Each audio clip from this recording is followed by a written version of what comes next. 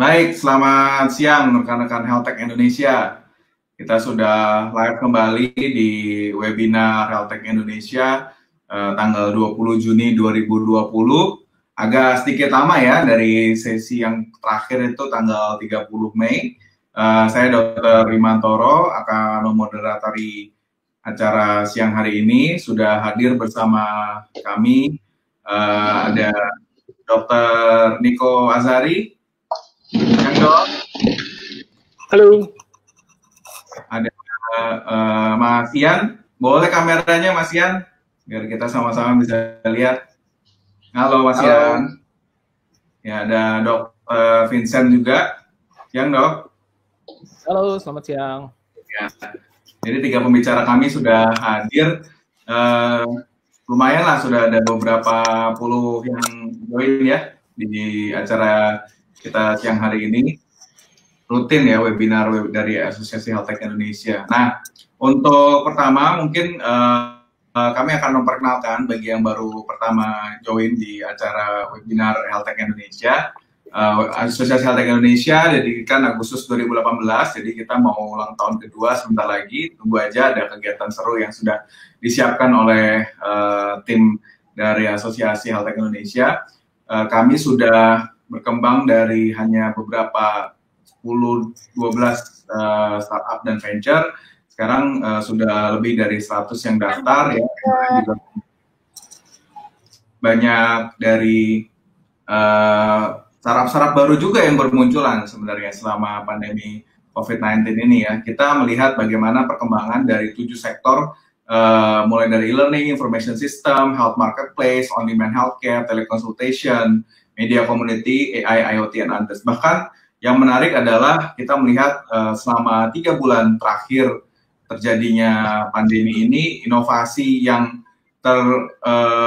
dihasilkan itu katanya percepatan sampai 3 tahun ya, apa yang ada di Indonesia. Nah, siang hari ini kita akan membahas lebih banyak bagaimana untuk mewujudkan inovasi itu sendiri. Bagaimana kita benar-benar menghasilkan inovasi itu bukan cuma di angan-angan ya, ada beberapa kegiatan juga startup yang mengumpul, maksudnya kegiatan startup yang langsung idenya di-create, bisa men-solve ya. Kami juga melihat ada dari BPPT, dari kampus-kampus ya, yang sungguh cepat untuk membantu mengatasi COVID-19 ini.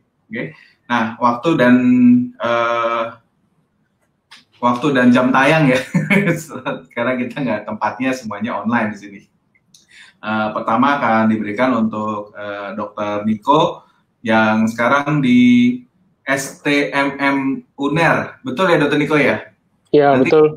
Perkenalkan ya, ini menarik sekali. Kayaknya saya pernah juga, mungkin di tempat lain di kampus lain ada, atau yang pertama jangan-jangan di Universitas Erlangga, saya juga baru dengar.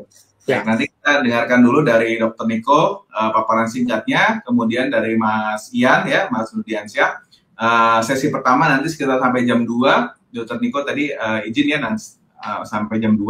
Kemudian yang sesi keduanya nanti mulai dari jam 2 ada sedikit sharing dari Dr. Vincent ya, katanya terkait dengan selain inovasi diwujudkan perlu ada security juga ya Dr. Vincent ya. Kita di di grup asosiasi dan BPPT dan macam-macam semalam heboh sampai pagi ini terkait dengan data, katanya data pasien COVID-19 ya, dan hasil pemeriksaan rapid test dan lain-lain yang katanya bocor. Nah, mungkin nanti kita bisa bahas nih di sesi kedua ya.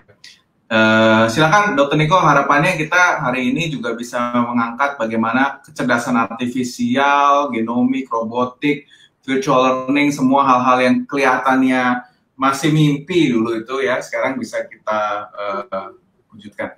Oke, Dr. Niko, ada yang di-share? Silakan.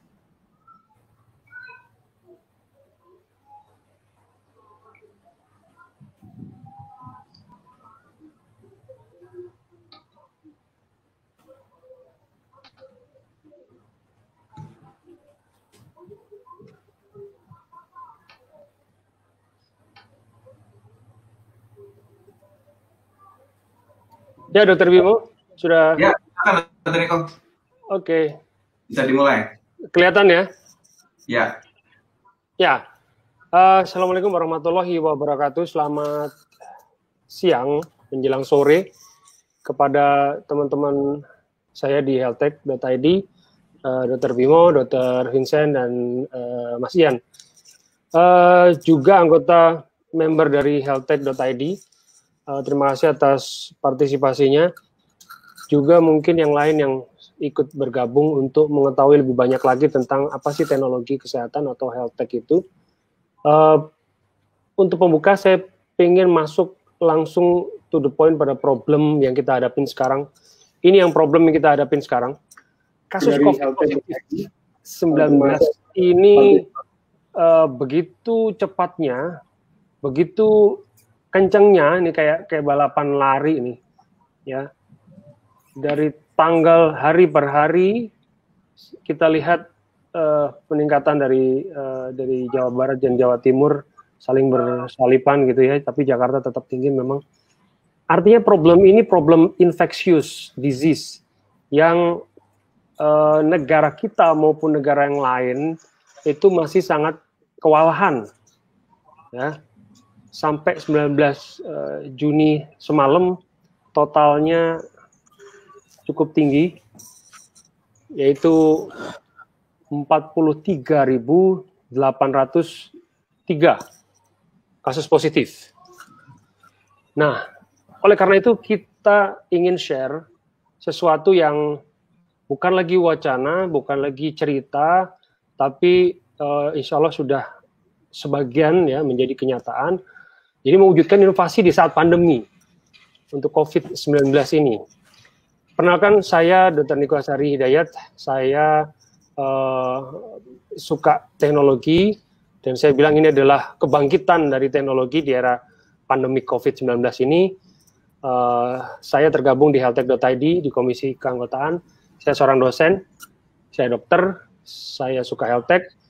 Saya dari Udayana dan Airlangga. Saya dosen di Airlangga. Saya sempat ke Utrecht University, dan sekarang sedang ada proyek HRD Teknologi, dan sekarang menjadi Kepala Departemen Engineering, School of Advanced Technology dan Multidisiplin. Ini adalah sekolah baru Universitas Airlangga yang kami ingin membuat Universitas Airlangga maju lebih pesat lagi, dan insya Allah semakin hebat. Bapak Presiden kita Jokowi pun mencanangkan beberapa produk kebangkitan inovasi Indonesia dengan percepatan penanganan COVID-19. Jadi tidak hanya kita mencari tahu berapa jumlahnya, menggunakan masker, cuci tangan, social distancing, tapi kita ingin mendapatkan produk yang menjadi percepatan. Tapi memang kenyataannya belum terlalu cepat juga. Kenapa? Karena kematiannya 2.373 semalam, sampai semalam. Positif 43.000. Dan tentunya ini menjadi keprihatinan kita. Apa dari kalangan teknologi yang kita bisa lakukan? Tentunya kita memunculkan inovasi-inovasi dalam penanganannya. Kemenristek BRIN untuk penanganan COVID-19 ini, Profesor Bambang Brojonegoro telah meluncurkan atau mengumumkan beberapa produk yang sudah dinyatakan didanai. Dan saya mengutip guru besar kami di Universitas Airlangga, Profesor Badri Munir Sukoco, kebangkitan inovasi Indonesia ini penting sekali. Jadi beliau menyebutkan antara riset dan inovasi. Saya memberikan contoh universitas di luar negeri yang berhasil menanamkan konsep dan mindset kepada bahkan negaranya dan juga kotanya adalah Oxford. Di mana Oxford itu bukan lagi research university. Bukan lagi research university, tapi mereka mengklaim bahwa Oxford Innovation University. Jadi kalau riset, itu hasilnya adalah hasil riset. Kalau innovation, hasilnya adalah hasil inovasi. Nah, memang kalau kita amati di universitas-universitas di seluruh Indonesia, masih cukup banyak riset yang dikembangkan. Riset yang dikembangkan, apa hasilnya? Hasil riset dan masuk perpustakaan. Tapi mari kita progresif untuk mengubah mindset ini menjadi Innovation University. Dan ini insya Allah Universitas Airlangga akan ingin menjadi pionir dalam hal ini. Selain itu peranan industri, ya, pada World Economic Forum di Global Competitive Report, Indonesia ini peringkat 50 dan turun dari tahun 2018 dibanding 2018 turun. Kemudian di Global Innovation Index Indonesia peringkat ke-85. Artinya apa? Memang kita masih cukup rendah pada nilai-nilai itu. Kenapa? Mungkin pada insentif atau tunjangan pada penelitian kita. Selain itu bagaimana strateginya? Kembali ke riset dan inovasi. Nah, kalau pada instansi-instansi kita, siapa yang datang dulu dikasih dana dulu. Tapi pada industri berbeda. Industri ini, maksud saya adalah industri bisa swasta, bisa company, macam-macam. Mereka demand-nya adalah does it works. Kalau itu impactful, then you get the fund. Nah, ini saya rasa kunci juga menjadi pembeda bahwa kenapa sih penelitian-penelitian yang bagus kita ini belum terlalu didanain, karena kita kadang-kadang mendefinisikan bahwa ini adalah penelitian impactful saja belum sempurna. Nah, ini yang diluncurkan oleh BPPT dan juga Kemendikbud, dan salah satunya yang menjadi kebanggaan kami di Surabaya dari ITS dan juga Rumah Sakit Universitas Airlangga adalah Medical Assistant Robotic Raisa. Yang lain kita lihat ada PCR test kit, rapid diagnostic, emergency ventilator, kemudian herbal immunomodulator, plasma convalescent, mobile lab, kemudian sistem AI untuk deteksi COVID-19 dan purifying respirator. Nah, tentu jenis-jenisnya adalah kalau kita rangkum bisa itu obat. Beberapa waktu lalu ada obat juga kembali yang diluncurkan. Kemudian ada ALKES, alat kesehatan. Selain itu juga teknologi. Teknologi itu macam-macam, bisa alat, bisa teknologi informasi. Dan jangan lupa layanan. Layanan juga menjadi satu inovasi pada kalangan-kalangan misalkan rumah sakit, klinik, dan lain sebagainya. Juga selain itu informasi. Ya. Kemudian kontribusi dari kita para invention dan juga para penemu dan juga akademisi sebenarnya terbagi di beberapa hal. Kalau kita dilihat di sisi kanan ini ada robots, ada telemedicine, ada ventilator, ada AI, ada media juga untuk komunitas juga, dan juga jangan lupa drones. Drone ini saya belum lihat ada bahas, tapi mudah-mudahan ke depan di Sekolah Teknologi Maju dan Multidisiplin di Universitas Airlangga kami akan merencanakan buat itu. Kemudian yang sudah kita lihat sehari-hari, face shield sudah sangat membumi di Indonesia. Vaksin sedang digarap untuk penyempurnaannya, hand sanitizer, mobile hand washer, diagnostic test kits, PCR dan rapid, dan juga 8 juga satellite service untuk memberikan informasi kepada masyarakat juga menjadi yang penting. Sedikit tentang robot. Robot Raisa ini adalah robot asisten ITS dan Rumah Sakit Universitas Airlangga. Waktu itu kami mengkonsep bersama dengan kolega di ITS, kita ingin apa sih yang kita bisa buat. Nah, kita tahu dari secara evidence 26% penderita COVID itu masuk di ICU. Memang 26% tidak angka yang dominan, tapi kalau kita bisa membuatnya nakes itu terhindar dengan cara apapun, termasuk menjauhkan jaraknya, kemudian menjadi ada kita siapkan asisten seperti robot, akan lebih bebas atau akan lebih tidak kontak penuh. Makanya itu kita bilang visible. Dan ini membantu. Ini tidak menggantikan, ini assisting. Ini mengasisteni dokter, perawat, bahkan juga bisa untuk surveillance. Nah, kemudian tentu prevent transmission, dan sekarang run production-nya, baru kemarin juga kami dihubungin beberapa rumah sakit untuk memesannya. Selain itu, robot yang lain adalah namanya Violeta. Violeta ini ada ultraviolet. Jadi dengan sinar pancarannya ultraviolet itu pada ruang-ruang seperti poli khusus COVID, kemudian ruangan operasi yang sudah dokter bedah melakukan operasi COVID atau PDP, itu dengan mudah kita lakukan robotik ultraviolet ini. Tidak lagi dengan semprotan manual. Gitu. Kemudian tentu apa yang menjadi kunci, tentu kita harus berani. Ya, mungkin ini juga salah satu landasan kenapa Surabaya ya merah juga ya merah, tapi beraninya juga artinya juga perlu diunggulkan. Nah, kita harus inovatif. Tentu mind dan mental set-nya juga tentu harus disiapkan. Jangan lupa leadership, kita tidak mungkin berjalan tanpa leader kita yang mendukung kita. Tentunya yang terakhir adalah execution, itu penting sekali. Sesuatu tanpa eksekusi itu hanya ide yang indah saja. Nah, tentang telemedicine, jadi saya juga angkat ini sebagai teknologi yang bukan lagi wacana. Saya sudah melakukannya ini. Kita melakukan pada tema pembuluh darah. Vaskular adalah pembuluh darah, dan kami memiliki beberapa aplikasi kesehatan yang bersifat membantu agar tenaga kerja kesehatan tidak terpapar langsung.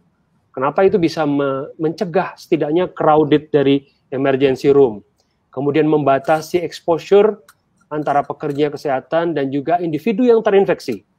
Kemudian juga bisa memotong penggunaan masker, gaun, APD, ya, sarung tangan, dan dengan cara membuat pasien tetap di rumah. Dan di Amerika dan di China, telemedicine ini sudah menjadi hal yang sangat normal dilakukan di masing-masing unit kesehatan. Telekonsultasi menjadi sangat sentral pada pelayanan era COVID pandemik ini. Dan tentunya ini menjadi satu hal yang penting gitu untuk dikembangkan, meskipun secara regulasi kita tetap bertumbuh, ya, bertumbuh. Nah, kemudian telemedicine platform tentunya akan mengurangi transmisi dari pasien. Kita bisa langsung melihat misalnya secara inspeksi, oh ini kakinya ada luka, ada varises, atau ada apa, yang tentu pada tataran inspeksi kita sudah bisa mengarahkan, dokter sudah bisa mengarahkan. Tentunya kalau bila dilanjutkan palpasi atau meraba, kemudian auskultasi, ya tentunya akan masuk ke fasiankes. Tapi era sekarang, auskultasi stetoskop dokter pun sudah mulai jarak jauh bisa. USG juga bisa lewat handphone dari jarak jauh bisa. Artinya hal-hal itu barangkali ke depan akan menjadi nyata, alat-alat itu bukan alat-alat yang aneh lagi. Nah, kemudian ini yang juga saya perlu share ke tiga aplikasi yang saya kembangkan. Jadi Avision Indonesia, Varises, dan juga Kaki Diabetes, kesemuanya adalah aplikasi telemedicine. Dan pada kasus spesifik pada ginjal atau akses cuci darah, kami sudah melancarkan sharing ini kepada nasional. Jadi ada Jabodetabek, Banten, kemudian Semarang, Jawa Tengah, Riau, Sumatera, Medan, juga ada Aceh dan lain sebagainya, termasuk Bali juga. Ini kebetulan kolega-kolega kami yang saya kenal baik, dan kita ajak mereka untuk membantu negara ini dengan cara menahan pasien untuk tidak berobat. Jadi pasien bisa berkomunikasi melalui handphone, bisa membaca artikel kita dan stay di rumah gitu. Tidak seperti yang dulu-dulu bahwa setiap ada pertanyaan ke dokter. Sekarang kita membuatnya dengan cara meloading pasien itu supaya pasien sudah pintar atau pandai duluan begitu. Nah, baru kemudian konsultasi, barulah kemudian ada appointment tersendiri. Nah, tentu aplikasi telemedicine ini fungsinya ada 4. Informasi, edukasi, komunikasi, dan konsultasi. Nah, selain itu, kita bisa juga melihat secara epidemiologi, apa sih demand-nya, datanya, yang mencari untuk HD access. HD access itu adalah akses untuk cuci darah. Kemudian PAD adalah peripheral artery disease. Seberapa banyak sih penyakit-penyakit atau prosedur yang ditanyakan pada website itu kita bisa lihat. Yang cari tahu tentang ilmu vena atau informasi tentang vena, vein, sebanyak apa. Kemudian diabetic foot juga, kita jadi tahu bahwa yang paling banyak ini. Jadi nanti kita siapkan tenaga kerjanya atau tenaga medisnya atau alat-alat itu kaitannya dengan vaskuler yang khusus diminta, kita jadi bisa tahu dan terfokus gitu. Kemudian, selain itu perkenankan saya juga men-share tentang e-learning atau e-education pada vascular science. Kami juga sudah menjalankan suatu virtual reality for vascular anatomy learning. Nah, jadi dari VR ini merupakan jembatan antara Atlas itu adalah buku anatomi yang biasa dibawa oleh anak-anak mahasiswa Fakultas Kedokteran, dan kadaver atau mayat. Jadi VR yang bisa mempelajari pembuluh darah ini bisa menjadi perantara sebelum kita melakukan pembelajaran anatomi secara real pada jenazah atau mayat. Dan ini tentunya akan sangat membantu sekali gitu. Dan ini pun sedang ongoing research dari mahasiswa Fakultas Kedokteran di Universitas Airlangga. Saya bimbing supaya supaya kita tahu betul manfaatnya ini besar gitu. Dan ini tentunya kaitannya dengan teknologi lagi, artinya ini pun mudah-mudahan jadi mengupgrade pendidikan kita di masa yang akan datang. Kemudian selain itu yang saya juga mau share juga adalah beraninya maju kita pada era kesehatan digital, tentunya terwujud juga kalau di kami dengan adanya Sekolah Teknologi Maju dan Multidisiplin Universitas Airlangga. Jadi peminatnya cukup banyak. Jadi ada 5 prodi. Jadi 1 departemen teknik, Department of Engineering yang saya pimpin, ada 5 program studi S1. S1 Teknik Robotika dan Kecerdasan Buatan, kemudian Teknologi Sains Data, kemudian S1 Teknik Industri, kemudian Rekayasa Nanoteknologi, dan S1 Teknik Elektro. Jadi kelima ini berada dalam 1 departemen di School of Advanced Technology and Multidiscipline di Universitas Airlangga. Dan dengan ini mudah-mudahan Universitas Airlangga akan makin maju dan makin baik. Kemudian perkenalkan saya juga cerita tentang gimana sih kalau dunia juga ternyata juga hebat. Pada sebelah kiri ini adalah satu tempelan warna putih ditaruh di bawah leher. Jadi kalau ada orang yang mulai batuk-batuk dan batuknya tendensius mirip batuk COVID, dia akan bunyi, akan nyala alarmnya. Nah, ini salah satu teknologi di luar. Dan selain itu kalau ini kita lihat juga di CNN kapan waktu itu. Jadi data yang paling banyak yang dikolek pada tenaga medis dimanapun adalah foto toraks atau ronsen foto polos dan CT scan. Pada artificial intelligence ini dipelajari CT scan. Nah, di Universitas Airlangga kami mempelajari dari chest X-ray.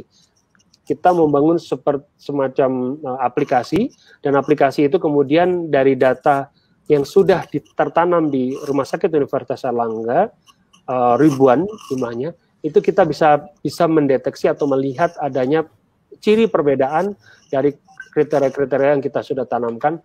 Oh, ini mengarah ke COVID. Oh, ini lang COVID lah istilahnya, paru-paru COVID lah, itu yang terinfeksi atau yang bukan. Jadi artificial intelligence technology yang kita unggulkan.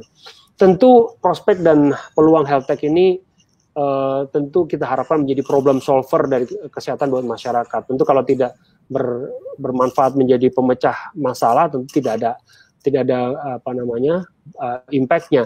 Jadi bagaimana kita mengeksekusi sehingga problem solving lah basisnya, bukan sekedar saya mau gaya-gayaan pakai teknologi ini, bukan. Tapi ada masalah, ada solusi. Nah, itulah yang kita mau tawarkan.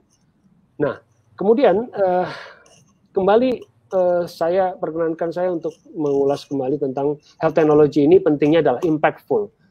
Apa itu impact? Terkadang memang kita harus juga pandai menghitung impact atau menilai impact. Indikatornya itu apa saja sih? Misalnya, karena kita di health tech juga belajar sebagai sebuah startup, kita tahu jadi yang namanya traction visitor, subscriber, follower, downloader, dan lain sebagainya. Tapi untuk kesehatan, saya tekankan di sini, untuk kesehatan, target utama kita adalah health problem solve. Dengan cara apa? Terutama dengan health knowledge improved. Kalau itu terimprove, kalau itu tersolve, itulah impact health technology yang kita lancarkan atau kita jalani. Nah, barangkali itu yang saya bisa sampaikan. Terima kasih banyak atas perhatiannya. Saya Dr. Niko Azhari Hidayat dari School of Advanced Technology Multidisiplin Universitas Airlangga. Silakan Dr. Bimo, saya kembalikan. Terima kasih banyak Dr. Niko. Wah, banyak ini ya yang kita bisa pelajari dengan perkembangan yang real ya. Tapi kayaknya hobi ini ya, nama-nama robotnya biar agak lebih soft kali ya. Semuanya nama-nama Aista, Violeta. Iya. Oke, thank you. Buat peserta di sini yang sudah audiens dari YouTube yang mau bertanya, silahkan langsung ya, langsung aja di kolom live chatnya. Sudah ada beberapa pertanyaan. Kita tahan sedikit, dikit aja. Kita ada dari Mas Ian, ada presentasi ya, supaya kita bisa pahami dulu. Mungkin dari lebih ke arah keperawatan ya, Mas Ian ya. Background-nya perawat ya, Mas Ian, betul kan? Ya, betul. Mas Ian jadi mestinya kalau kita panggil nama profesi biar aman gitu ya. Oke, jadi silakan waktunya Pak Ian, ada yang mau di-share biar bisa ditayangkan tampilannya. Oke, bentar. Menarik sekali nih tadi, Dr. Niko. Ada berapa teknologi tuh yang selama ini? Sudah itu ya. Kayaknya ada virtual learning-nya juga nih perawatan ya. Yes. Okay. Bisa di full screen nggak Mas ini tampilannya full screen bisa. Gini ya. Oh ya udah oke. Ya sudah kita lanjutkan. Silakan. Itu aja. Dan jam tayangnya. Oke. Terima kasih Dr. Bimo, Dr. Niko dan Dr. Vincent. Mungkin tadi sudah banyak Dr. Niko menjelaskan terkait dengan inovasi teknologi dan sudah cukup gamblang sebenarnya Dr. Niko menjelaskan. Saya sendiri mungkin sharing kepada teman-teman di sini sejawat, baik itu jawat perawat maupun teman-teman dokter dan lain sebagainya, atau yang memang minat dalam teknologi kesehatan. Saya Nurdiansah, saya sebagai founder Avicenna juga dan praktisi perawat di rumah sakit Sulianti Saroso. Nah, saya sedikit sedikit sharing terkait dengan bagaimana kita mewujudkan teknologi di bidang pendidikan kesehatan terkait dengan kondisi pandemi ini. Nah, di masa pandemik ini memang semuanya pada akhirnya di dalam dunia pendidikan itu kita melihat banyak yang harus dibuat gitu kan, karena keterpaksaan. Karena kita memang melihat bahwa data-datanya itu dunia pendidikan saat ini akhirnya terkena imbas gitu kan, terkait dengan pandemik ini, di mana kita harus melakukan protokol kesehatan. Di situ protokol kesehatan adalah physical distancing. Nah, teknologi di sini berperan penting dalam hal ini untuk mengurangi terpaparnya dengan COVID-19 ini ya melalui physical distancing.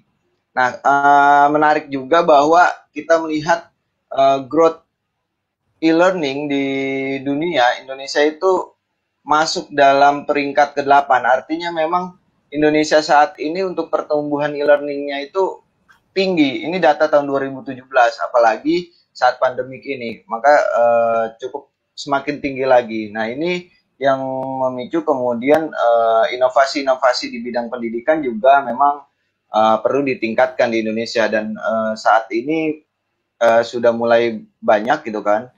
Nah, kalau kita berbicara apa sih teknologi di dalam pendidikan di kesehatan, nah saya menyimpulkan dari beberapa bacaan yang saya dapat bahwa saat ini tadi adanya e-learning itu menjadi salah satu teknologi pendidikan yang mungkin kita bisa lihat banyak yang menggunakan classroom, terus kemudian menggunakan platform lainnya itu kan yang memang untuk pembelajaran jarak jauh ini.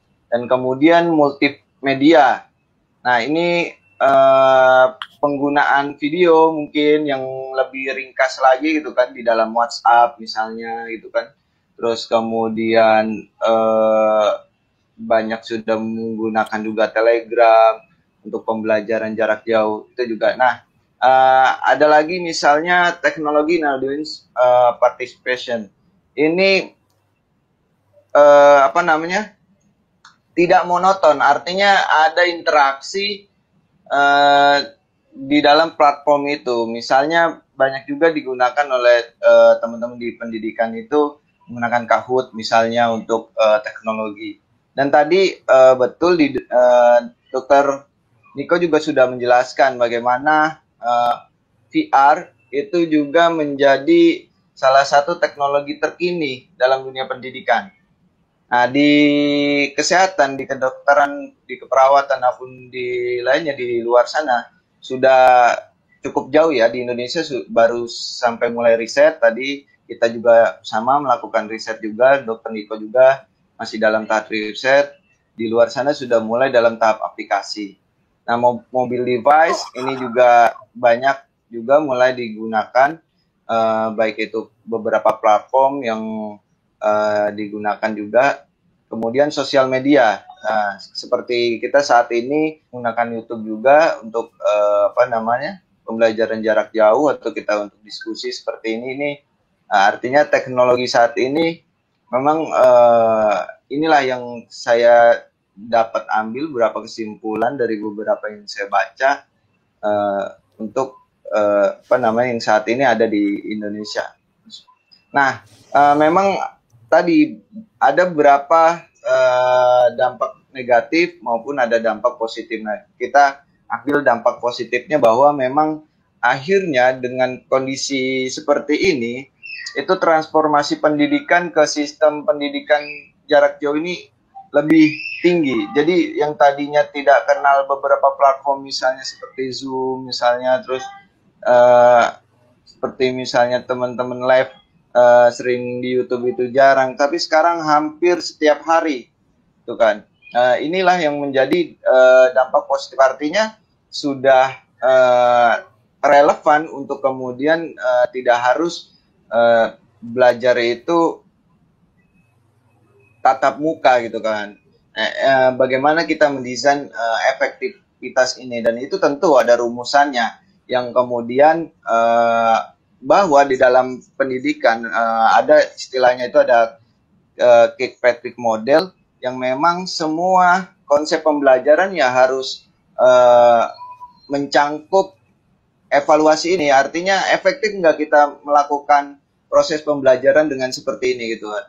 Nah, ini harus ada beberapa poin yang mulai dari learner satisfaction, kemudian outcome, performance improvement, kemudian patient health atau outcomes. Nah, kalau kita berbicara learner satisfaction, mungkin kita bisa platform itu ataupun edtech ini kontennya seperti apa, efektif nggak strukturnya, bagus nggak strukturnya. Ini menjadi analisis kita, terutama saya di Avicenna juga menjadi analisis konten kita ini bagus nggak sebenarnya, strukturnya bagus nggak. Jadi memang kita harus evaluasi. Kemudian learning outcomes-nya juga, knowledge, attitude, and skill-nya juga terimprove nggak dengan pembelajaran seperti ini. Artinya memang kita tetap harus ada evaluasi yang harus kita lakukan secara kontinu. Kemudian performance improvement juga, ini acquire knowledge, attitude, and skill yang baru ini ada nggak pada user kita atau pada customer kita atau pada mahasiswa kita atau siswa kita. Ini juga perlu menjadi analisis para pengajar ataupun mungkin para pemilik platform gitu kan. Ini yang nah, untuk di kesehatan ini juga menjadi penting adalah patient and health outcomes. Jadi memang terjadinya perubahan perilaku, pola. Beberapa kita lihat di sini ada webinar beberapa asosiasi kesehatan, misal IDI mengadakan, PPNI mengadakan, terus kemudian Ikatan Bidan mengadakan, ini juga harus dianalisis apakah dengan beberapa webinar diskusi atau pertemuan online ini menghasilkan sebuah perubahan di lingkungan pekerjaan enggak, atau seperti apa. Itu kan menjadi masukan dan bahan evaluasi untuk kita semuanya. Nah, ini kita biasa menggunakan Patrick Model of Systematic Evaluation ya untuk menganalisis ini semua. Nah, apa yang kita kerjakan selama pandemi COVID-19, kalau kita memang Avicenna sendiri sudah melakukan persiapan uji kompetensi. Jadi memang kita melakukan program bimbingan untuk uji kompetensi untuk perawat, kemudian bidan, dan ini kita lakukan di platform kita maupun kita menggunakan third party platform juga. Dan kita juga melakukan continuing health education. Kemarin kita kolaborasi dengan PDUI Sulawesi Tengah, terus kita kolaborasi dengan PPNI, terus kita kolaborasi dengan Ikatan Bidan untuk melakukan continuing health education. Dan kita juga memang webinar organizer. Jadi memang beberapa lembaga terus yang mereka ingin melakukan webinar itu kita bantu untuk penyelenggaraannya. Nah, ini platform kita mungkin yang sudah kita kembangkan.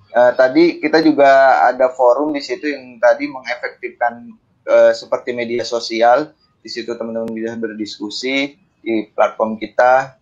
Nah, terus kita juga ada kelas. Kalau kelas di sini kita lebih kepada penggunaan media video, terus kemudian kuis ada di situ. Nah, terus, sama kita juga mengembangkan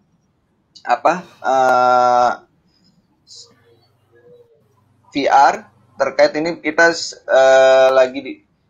masih riset untuk terkait dengan penggunaan VR untuk beberapa tindakan keperawatan. Ini kita melihat harapannya penggunaan VR ini dapat meningkatkan skill teman-teman perawat, tapi mengurangi penggunaan bahan habis pakainya. Dengan VR ini harapannya seperti itu. Dan ini belum sampai, risetnya belum begitu dalam kita lakukan, tapi masih dalam tahap develop masih. Ini kita kerjasama dengan Prime Skill untuk pengembangannya.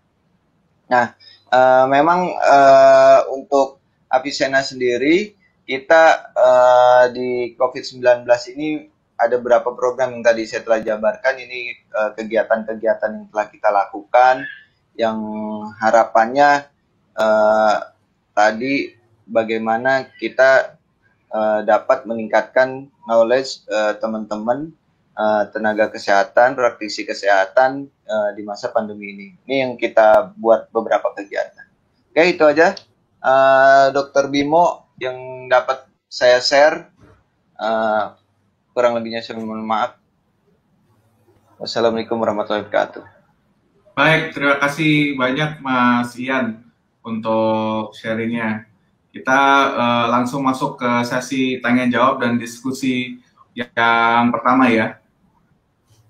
Oke, terima kasih. Ini waktunya Dr. Vincent, kalau ada tanggapan nanti ikut aja ya langsung ya, walaupun nanti kita akan bahas. Jadi di sesi 2 bukannya berarti Dr. Vincent nggak boleh bantu ikut menjawab di sesi pertama ini.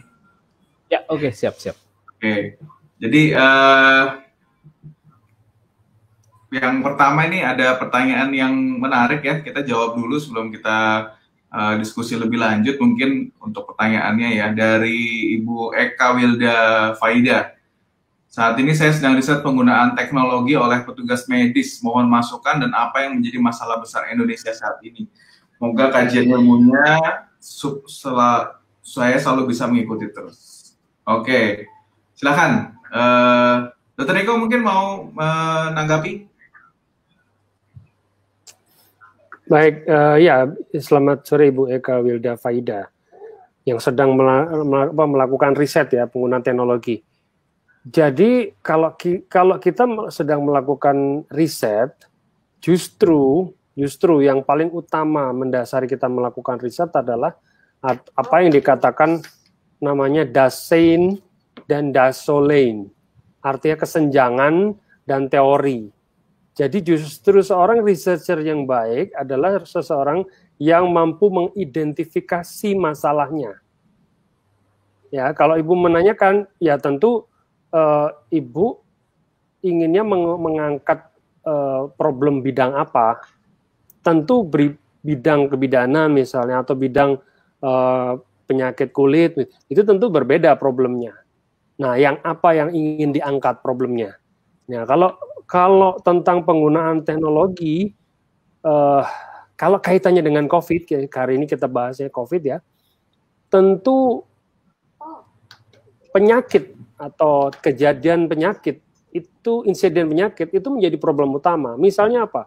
Transmisi COVID akibat pelepasan hazmat yang tidak tepat. Itu problem. Gitu.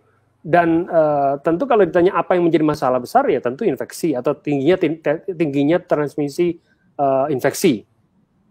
Diulik lebih dalam lagi, apa yang menyebabkan? Ternyata transmisi di ICU, di UGD, di poli umum, atau justru saat pelepasan baju.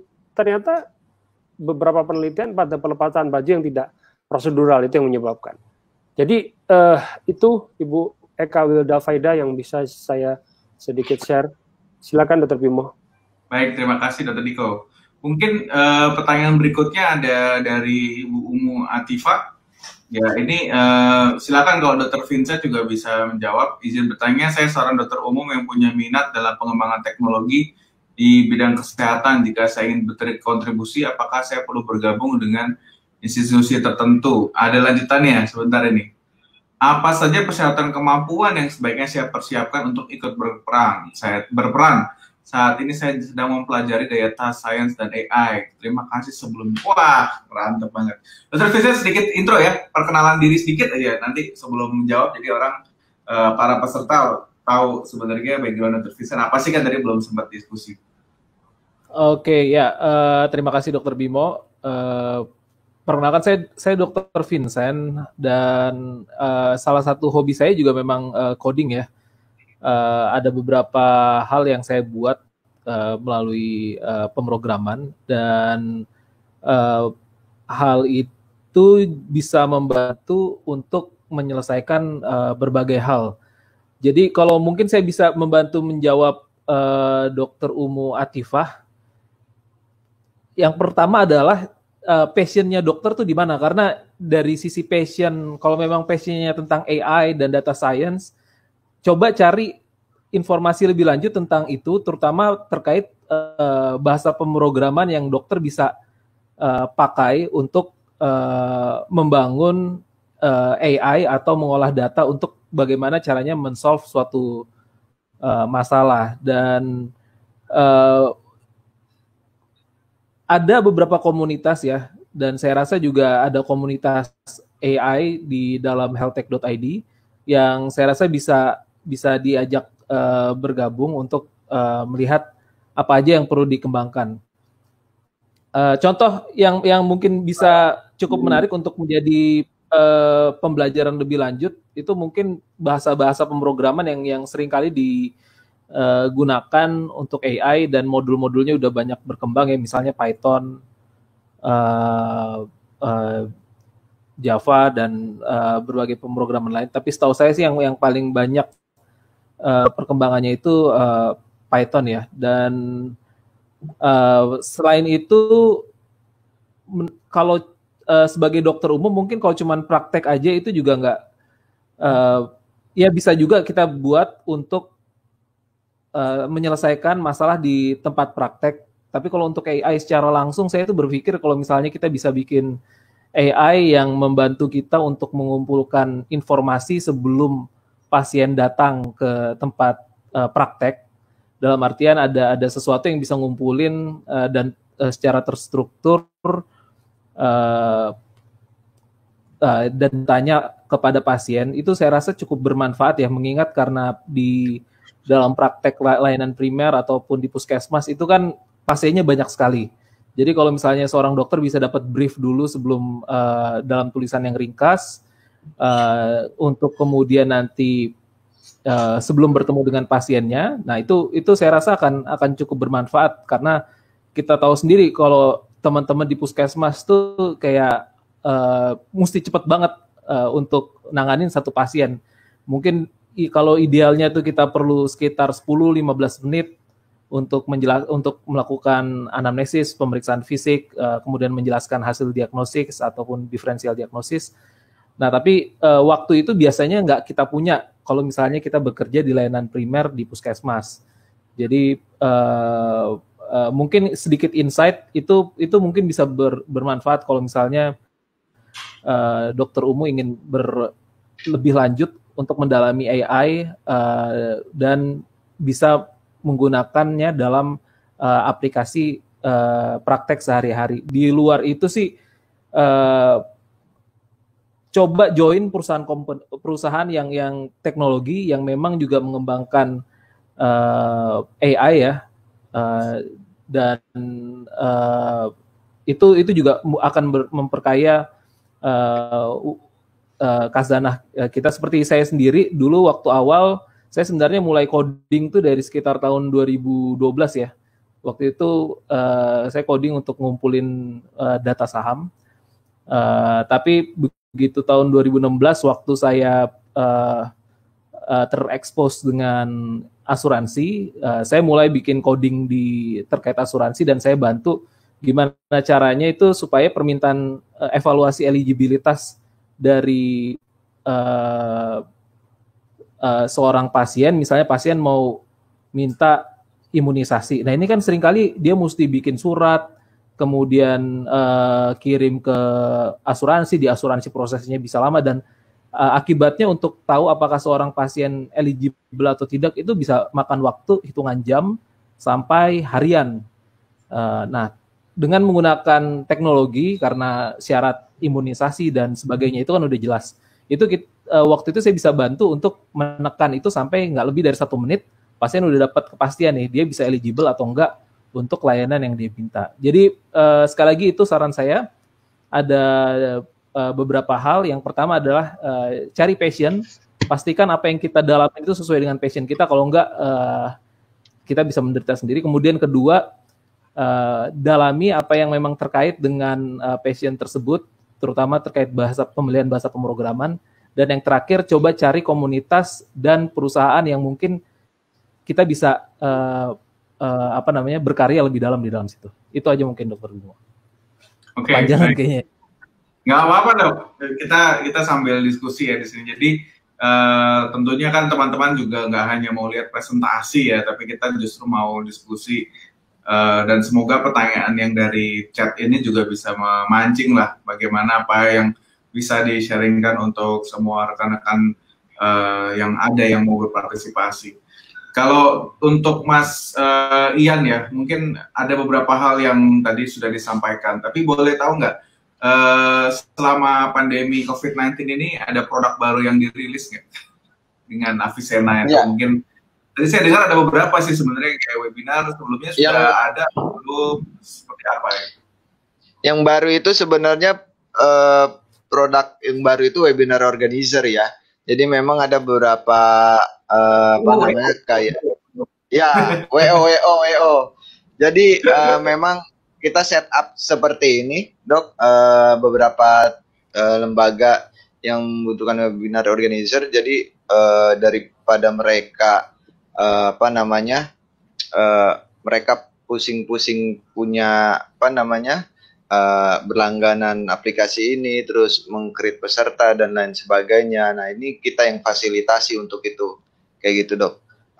Jadi memang sertifikatnya, desain pamfletnya dan sebagainya teman-teman tim Avicenna yang melakukan itu semua. Jadi memang baik itu kegiatan free ataupun berbayar, kayak gitu. Itu yang hari ini di pandemi ini kita lakukan, itu Dok. Nanti kalau ada kebutuhan untuk webinar yang terstruktur dengan SKP gitu ya, bisa Iya, betul. SKP-nya. Apa dok? Gimana? Untuk SKP juga sudah menyediakan. SKP-nya kita kerjasama dengan organisasi profesi tentunya kan. Kalau untuk SKP itu, tuh, ya. Oke. Nah, pertanyaan silakan ya, yang masih ada punya pertanyaan. Mungkin tadi sudah sangat menarik dari Dr. Umu, terus kemudian kembali ke Dr. Niko nih. Mungkin ada beberapa hal yang ya kita di kedokteran sebenarnya mengenai robot itu kan sesuatu yang presisi sekali, biasanya terkait dengan robotic surgery. Kemudian pemanfaatan telepresence dengan robotik juga sudah ada dari lama, kisahnya ya, ceritanya, idamannya itu udah lama. Kemudian bagaimana menghadirkan konsep yang tadinya itu diangan-angan menjadi suatu hal yang kenyataan, berapa lama waktunya, dan tadi sebenarnya sudah sempat ada beberapa kata kunci yang disampaikan, mulai dari leadership, mindset, dan segala macam. Tapi on the ground itu seperti apa dan kayak gimana sih? Mungkin itu ya yang bisa di-share Dr. Niko. Silakan. Oke, terima kasih Dr. Bimo. Jadi memang unik ya untuk kita mencoba berpikir bahwa robot itu juga salah satu selain mainan ya, kerjaan kita juga gitu. Nggak ada di otakan nih sebenarnya, karena selama ini yang kita tahu ya kita konvensional aja, kalaupun teknologi ya teknologi yang digital saja gitu, tapi robot gitu ya kan. Nah, meskipun di beberapa aspek atau komponen masyarakat, robot itu sebenarnya secara nggak sadar sudah dilakukan atau sudah diimplantasikan. Misalnya pembuatan mobil yang otomatisasi di pabriknya sebuah perusahaan mobil manufacturer ya. Kemudian ada beberapa hal yang lain, pembuatan produk-produk tertentu misalkan. Namun yang menjadi kental ini menjadi booming lagi sebenarnya adalah karena ini bersentuhan dengan kesehatan. Karena kesehatan ini selama ini memang masih sangat melekat humanismnya. Jadi antara dokter dan nurse, perawat, kontak dengan pasien. Kebanyakan pasien memang tidak ingin berniat untuk ketemu dokternya atau perawatnya yang seorang dokter, kan begitu.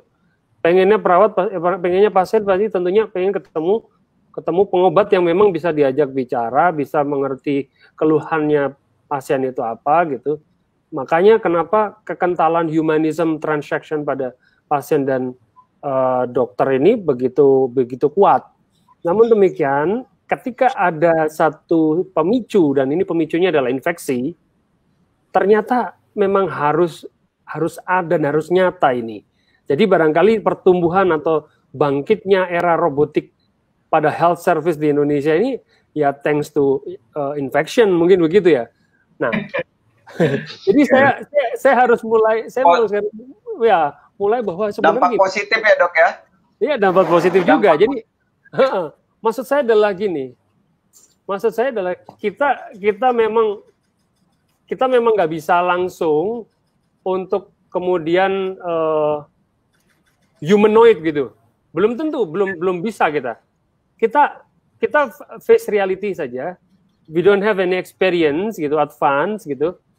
Kita bukan negara Jepang, negara Amerika yang langsung udah mereka juga mungkin bangun udah lama. Kita baru.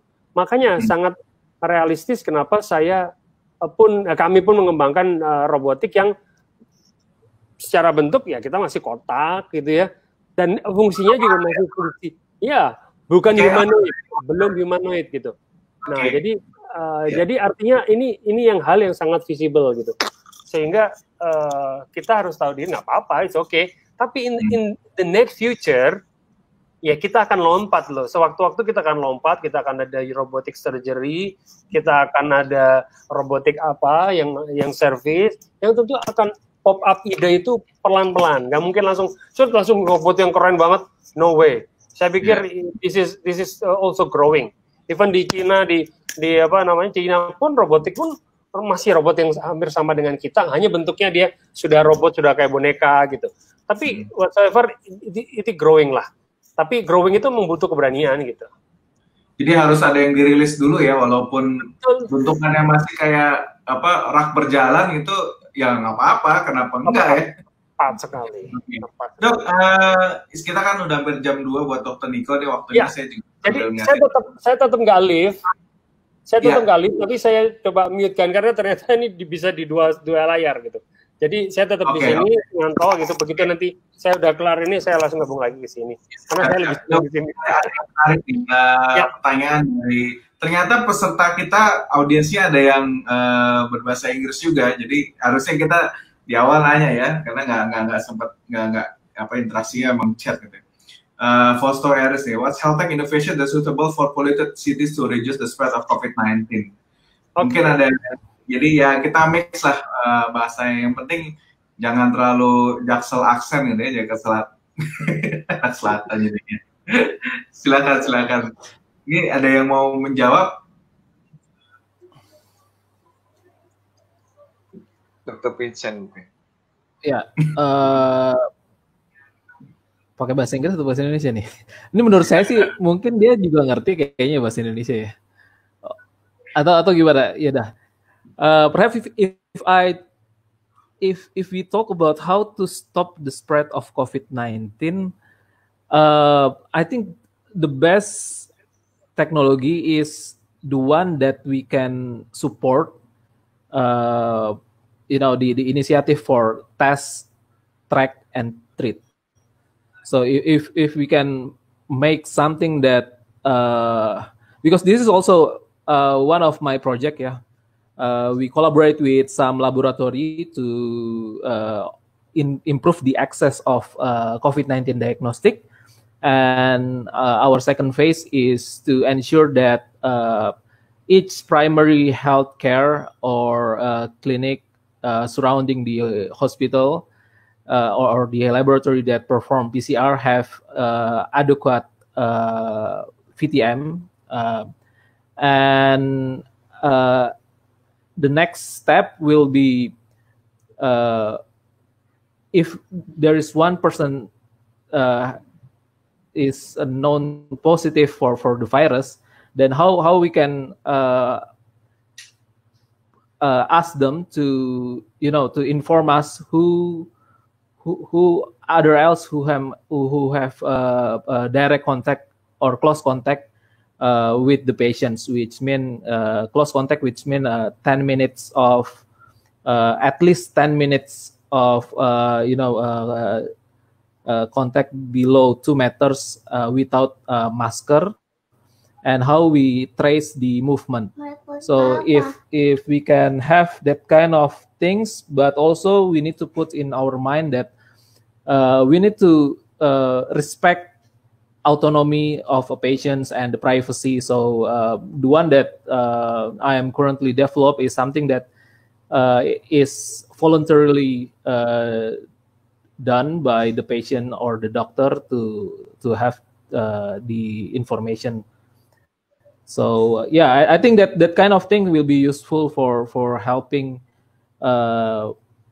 stopping the spread of COVID-19. Other else is, we already seen the proof that if we limit the movement of people in the affected area, then it also will have a good impact for the Arnold to stop the COVID-19. I think that's my answer, Dr. Bimo.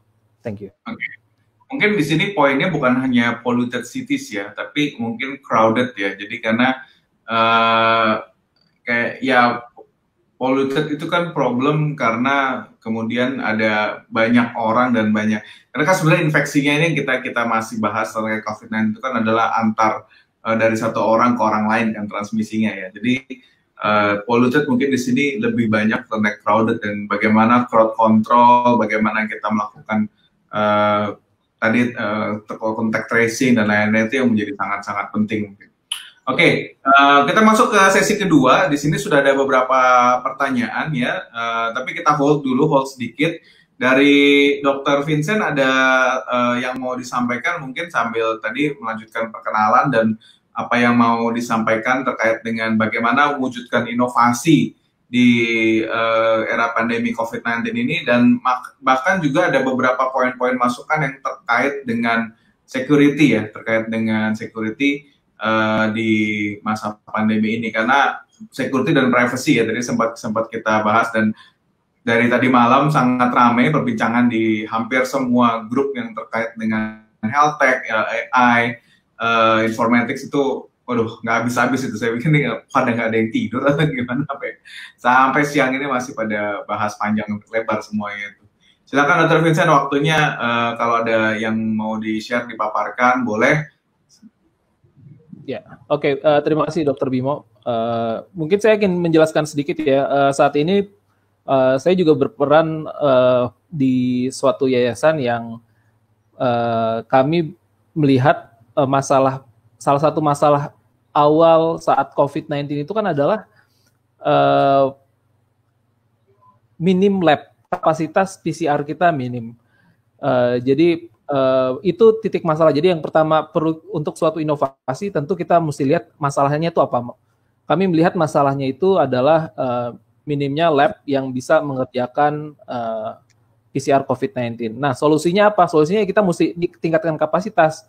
Caranya dengan apa? Caranya dengan ya lab-lab yang berpotensi atau bisa untuk yang tadinya cuma mengerjakan sedikit, gimana caranya kita bisa tingkatkan itu menjadi lebih banyak. Dan ini memang solusi pertama memang bukan dengan teknologi ya, tapi memang dengan fundraising. Jadi yayasan kami, Yayasan Satria Budi, kami bekerja sama dengan ada beberapa kementerian dan berhasil mengumpulkan dana yang cukup, dan akhirnya kami berhasil membantu, dan ada sekitar 13 lab yang kami bantu untuk meningkatkan kapasitas PCR. Nah, tapi masalahnya itu nggak berhenti di situ. Masalahnya itu kemudian ada lab-lab yang kapasitasnya ini supply sampelnya ini masih sedikit. Jadi kemudian kita mulai fase kedua setelah pengumpulan dana ya. Kemarin kumpulin dana lumayan sih sampai 74M. Ini saya share sedikit tentang program koordinasi PCR. Jadi kemudian kami memulai inisiatif kedua, yaitu koordinasi PCR, untuk bagaimana kami bisa mengevaluasi sebenarnya potensi kapasitas dari laboratorium yang kami support itu seperti apa, dan bagaimana penggunaan PCR-nya, karena kami juga perlu melaporkan hal tersebut kepada para donatur. Dan ini sudah cukup berjalan untuk alur koordinasi PCR, dan saya mungkin bisa share sedikit tentang hasilnya. Dan modelnya standar ya, melalui kita kasih akses untuk kita bangunkan suatu platform untuk mereka bisa ngelapor penggunaan PCR-nya, dan sampai saat ini potensi kapasitas dari lab-lab yang kami bantu itu bisa sampai 3.200 PCR per harinya, dan di mana sampai dengan hari ini ada 25.000 PCR yang sudah terbantu. Dan walaupun demikian masih ada kapasitas yang belum optimal. Jadi rata-rata itu kapasitasnya masih di level 61%. Sementara ada yang kapasitasnya 35% yang terpakai, dan ada yang sampai 94%. Jadi next question-nya itu adalah gimana caranya kita bisa meningkatkan kapasitas penggunaan PCR di sana.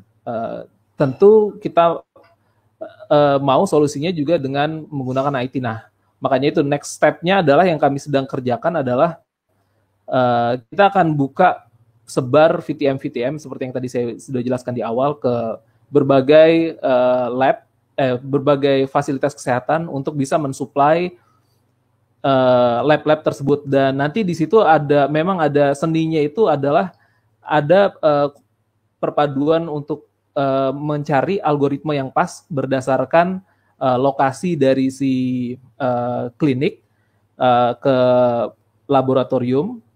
Kemudian juga gimana caranya kita bisa mengetahui kalau yang kita bantu itu adalah pasien-pasien yang membutuhkan, bukan pasien-pasien yang cuman butuh buat perjalanan dinas ataupun butuh buat pekerjaannya, tapi benar-benar untuk pasien yang sakit.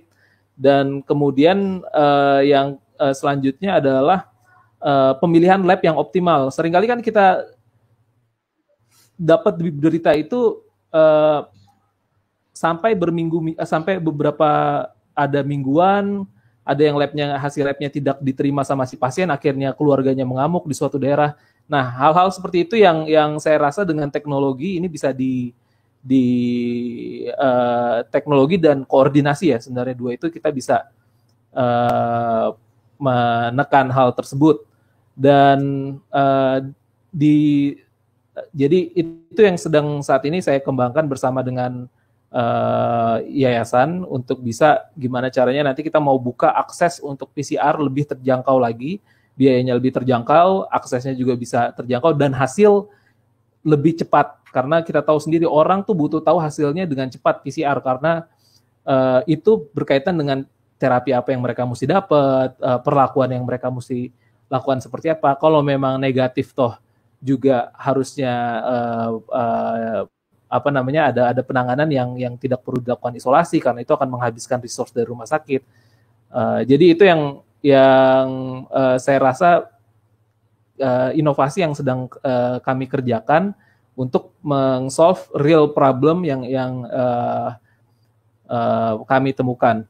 Nah, di sisi lain terkait dengan keamanan data, seperti yang kita tahu ada data NIK sampai bocor ya, dan itu sesuatu hal yang sangat kita tidak inginkan. Dan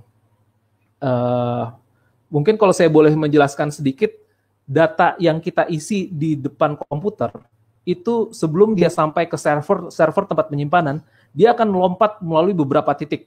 Jadi untuk dapat mengamankan suatu data, pertama yang perlu diamankan itu adalah proses transmisinya.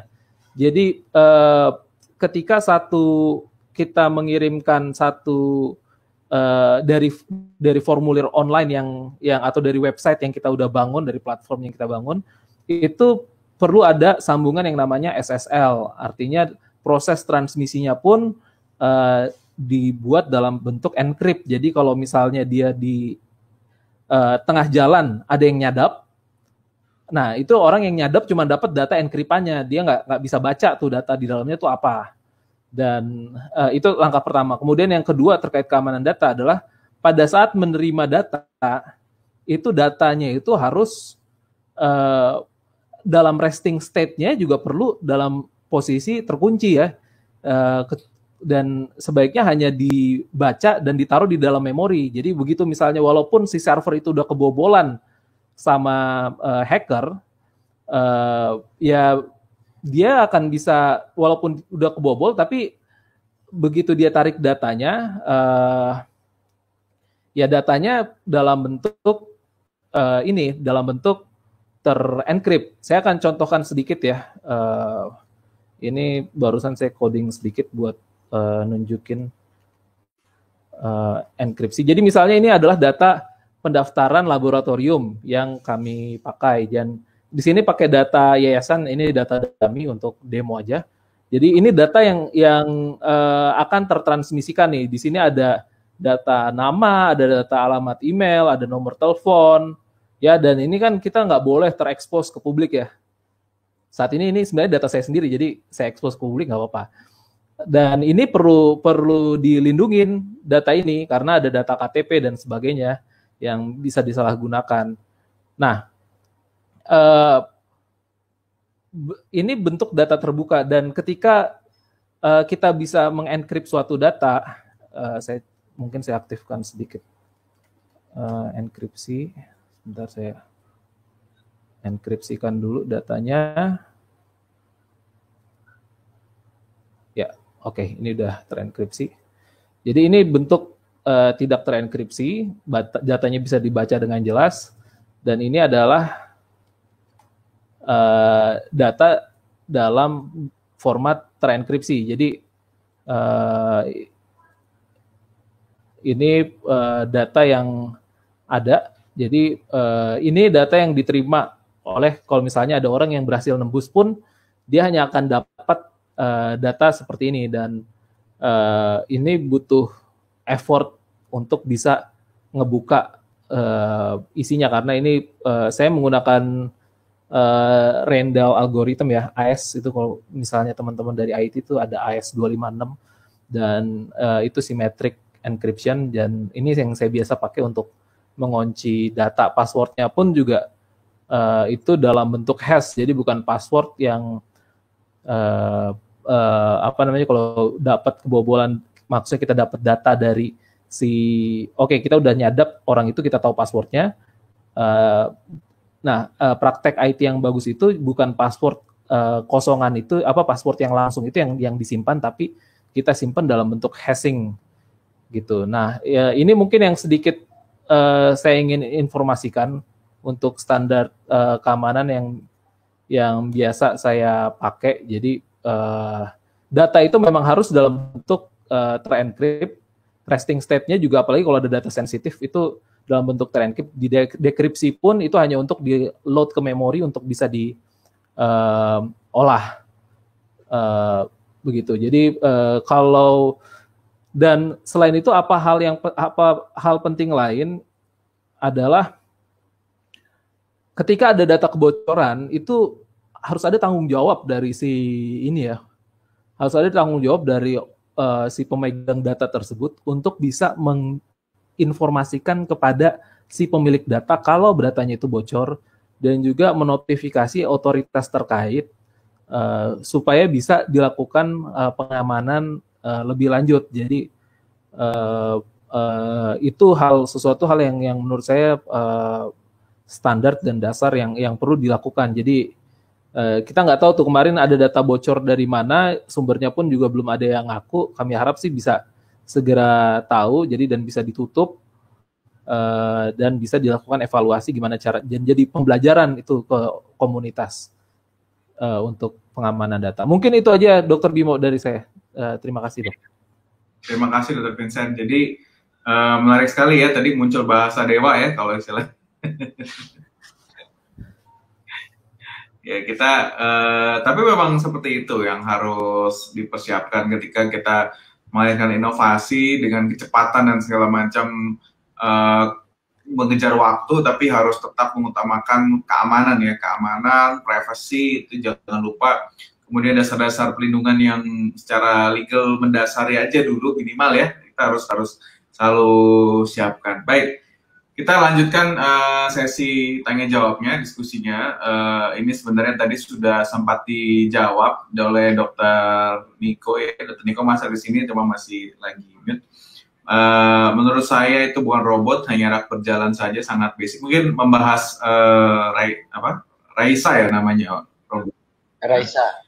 Oke, tapi ya sebagai permulaan ya, kalau nggak mulai sekarang kapan lagi ya, kita harus bisa memulai dahulu, bermanfaat, problemnya ada, kita kembangkan lagi dari situ. Ada pertanyaan yang menarik dari Pak Rodik Wahyu Indrawan. Bagaimana untuk melakukan uji coba penelitian atau produk di bidang kesehatan? Yang pernah saya tahu untuk menghasilkan produk kesehatan diperlukan tes dan standarisasi yang tidak mudah. Silakan dari Dr. Vincent atau Mas Ian yang menjawab. Pertanyaan dari siapa tadi? Pak Rodik. Mas Rodik ya? Iya. Oh. Mungkin dari Mas Ian? Ya, kalau dari saya sih sebenarnya ya semua untuk produk kesehatan memang ada uji coba yang bertahap ya.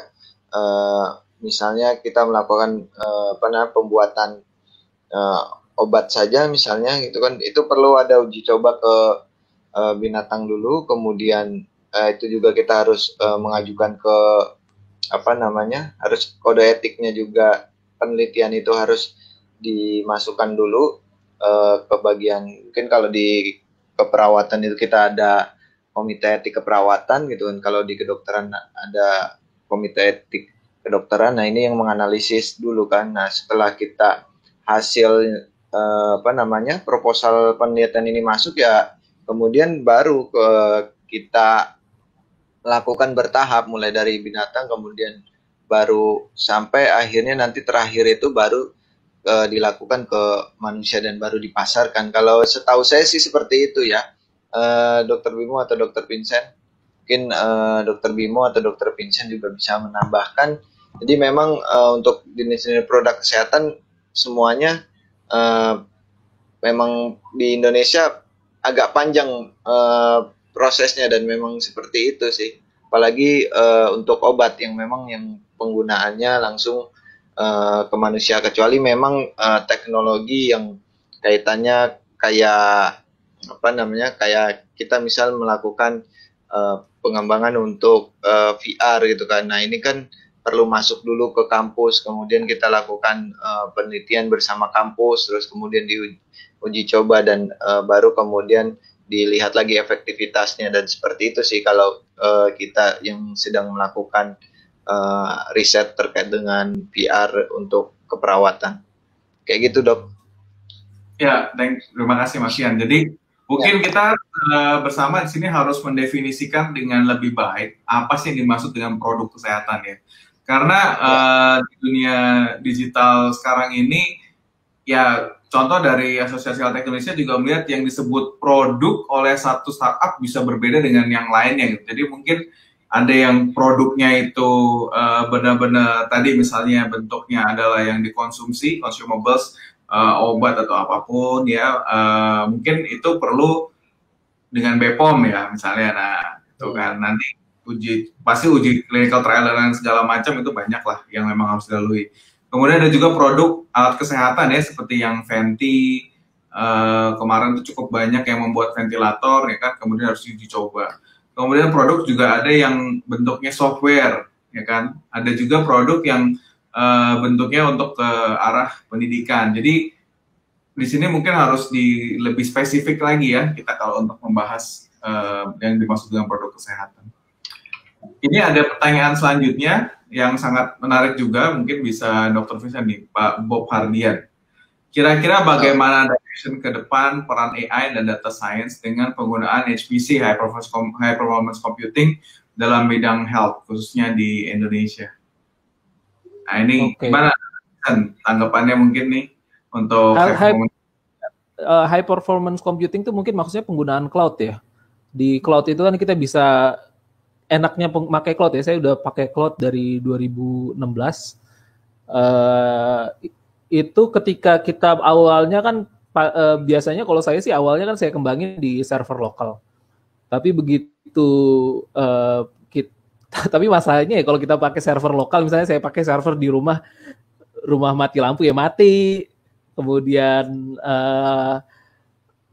tahu-tahu server saya dipencet sama anak, dimatiin sama anak, itu kan repotnya di situ. Makanya saya pakai server cloud, dan enaknya di cloud itu memang itu sesuatu yang scalable ya. Kita kalau di rumah ya paling saya pakai yang i7, tapi kalau di cloud itu kita bisa nentuin sampai jumlah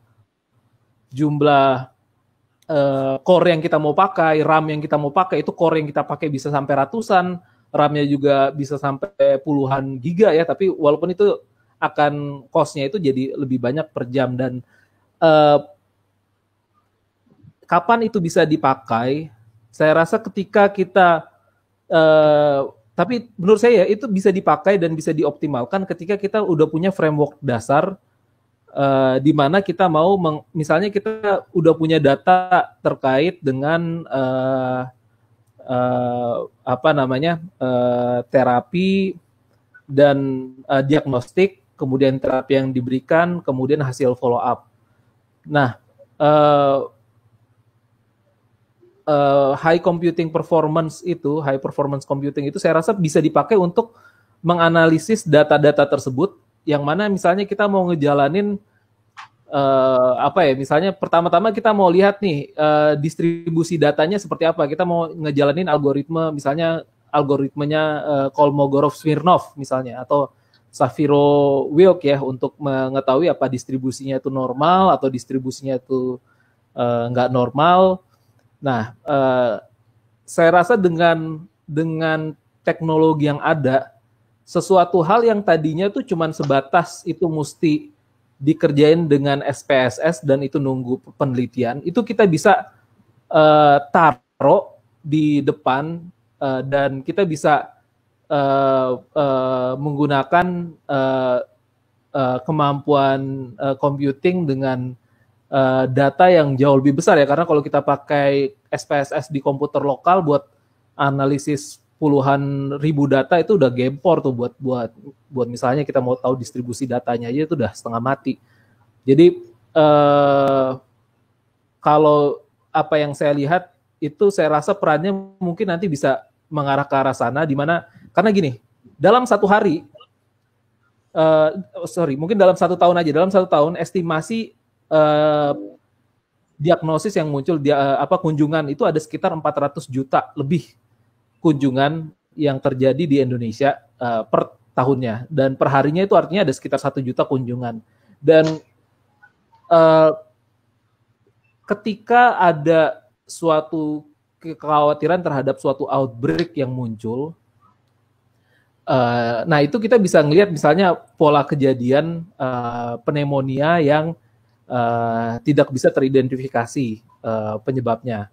Dan ataupun juga ketika kita mau lihat atau evaluasi berdasarkan behavioral orang atau ecological studies ya, pada suatu provinsi tertentu dikomparasikan dengan provinsi lain yang datanya itu bisa sampai ratusan ribu. Saya rasa itu yang akan bisa berperan, dan ketika kita bisa pasang itu juga di AI, yang mana si AI-nya itu bisa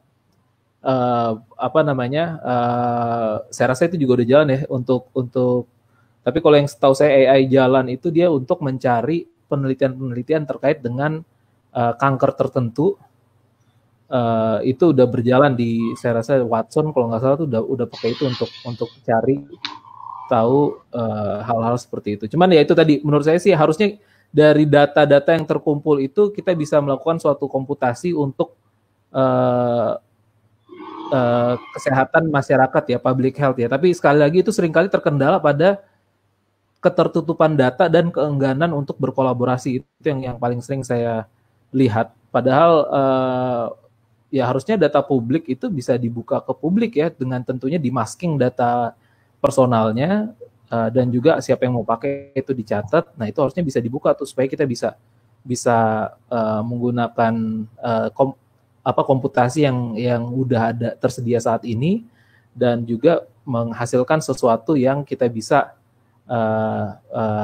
lihat maknanya. Mungkin begitu Dr. Bimo. Tadi yang menarik sebenarnya ada sedikit jembatannya ya. Performance computing ini kan bahasa awamnya superkomputer lah istilahnya ya, bahasa awam superkomputer. Jadi perlu pemahamannya dulu adalah masuk ke big data ya, tadi itu contoh yang sangat jelas. 400 juta kunjungan di seluruh Indonesia, berarti 1 juta kunjungan yang terjadi, dan kemudian dengan masa COVID ini juga kita melihat betapa banyak kebutuhan akan data ya, yang harus real terjadi.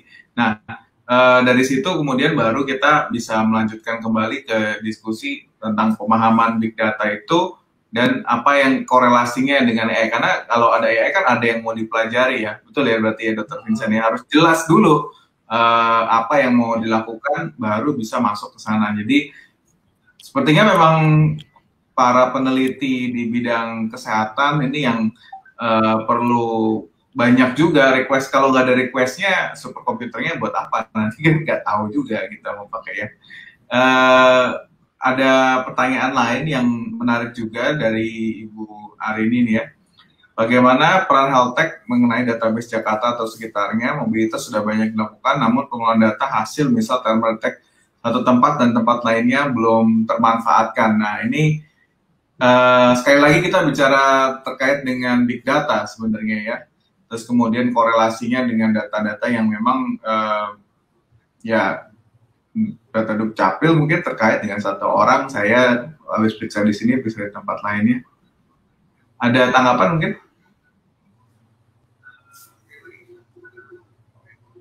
Tentang ini ya, tentang penggunaan data ya, thermal. itu kayaknya inisiatif di Amerika tuh udah ada tuh yang sampai kayak gitu ya, yang dia ngukur kerjasama dengan produsen termometernya untuk bisa ngelihat peningkatan suhu secara umum di suatu daerah.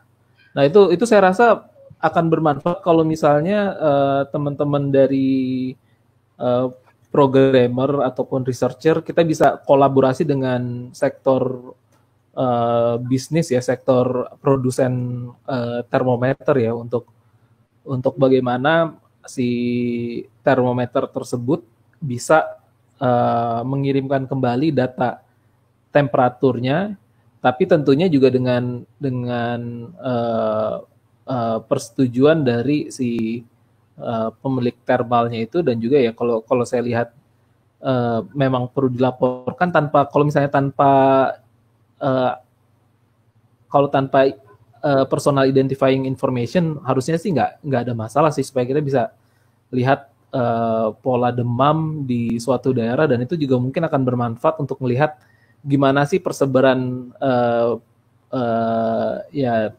demam tersebut, walaupun itu juga nanti tetap perlu di-matchingkan juga dengan misalnya kejadian COVID-19 pada area itu, atau kejadian ini, untuk dapat mengetahui sejak dini apakah memang ada outbreak suatu wabah di daerah tersebut atau tidak. Mungkin gitu Dr. Bimo. Baik, mungkin terima kasih banyak Dr. Vincent. Ini pertanyaan selanjutnya, isu lamanya akses. Nah ini Dr. Vincent nih kayaknya. Isu lamanya akses hasil pemeriksaan PCR COVID-19 sepertinya cenderung pada masalah manajemen alur informasi terkait birokrasi daripada isu teknologi. Gimana deh kenyataan di lapangan? Maksudnya juga kalau ada pengalaman dari yang tugasnya di sarangnya infeksi ya? Maaf. Benar ya? Betul. Gimana? Ya. Mungkin dari Mas Ian dan Dr. Vincent, silakan. Silakan, mungkin Mas Ian dulu, nanti saya sambung. Ya, kalau di Indonesia ini sih kita bisa lihat ya, sama-sama masih banyak beberapa yang alur informasi yang antara ya beberapa instansi memang ada gap-gap gitu kan, antara pemerintah gitu kan, baik itu pusat, daerah, provinsi, itu masih ada gap-gap memang. Dan isu teknologi saat ini memang kalau di Indonesia sendiri, kalau dari Kementerian Kesehatan kan memang isu telemedicine ini yang yang sedang diperkuat, karena memang tadi untuk pemantauan, misalnya kita melakukan pemantauan pasien-pasien dengan isolasi mandiri di rumah, itu kan perlu kebutuhan teknologi, dan itu kan perlu ada peran telemedicine juga kan. Dan terus kemudian edukasi masyarakat, ini yang lagi-lagi ya bukan hanya peran pemerintah, tapi memang saat ini pemerintah menggandeng beberapa organisasi, maupun kalau di Kementerian Kesehatan juga menggandeng beberapa startup gitu kan. Nah, menurut saya isu teknologi juga menjadi cenderung penting gitu kan, untuk mencegah COVID-19. Nah, kalau manajemen alur informasi terkait dengan birokrasi itu kan ya kita tahu ada kondisi-kondisi yang memang kita ada kepentingan-kepentingan mungkin yang memang akhirnya terjadi gap antar provinsi, antar pemerintah pusat, antar misalnya pemerintah daerah, itu mungkin wilayahnya lain lagi. Oke, itu aja sih Dok. Oke, baik. Silakan Dr. Vincent, ada tambahan ini yang pengalaman langsung juga. Ya. Jadi mungkin saya tambahkan ya, saya berpengalaman untuk yang pertama kemarin kan isu yang rapid test tuh. Jadi untuk sistem rapid test juga kami bantu gimana caranya supaya setelah di rapid test juga pasien nggak perlu tunggu hasil rapid test yang bisa sampai 10 menit, tapi bisa langsung pergi aja. Nanti begitu di-upload, datanya itu langsung ternotifikasi. Jujur aja ya, itu memang teknologi yang menurut saya sangat gampang dan itu udah jelas bisa dikerjain. uh, yang jadi isu itu seringkali uh,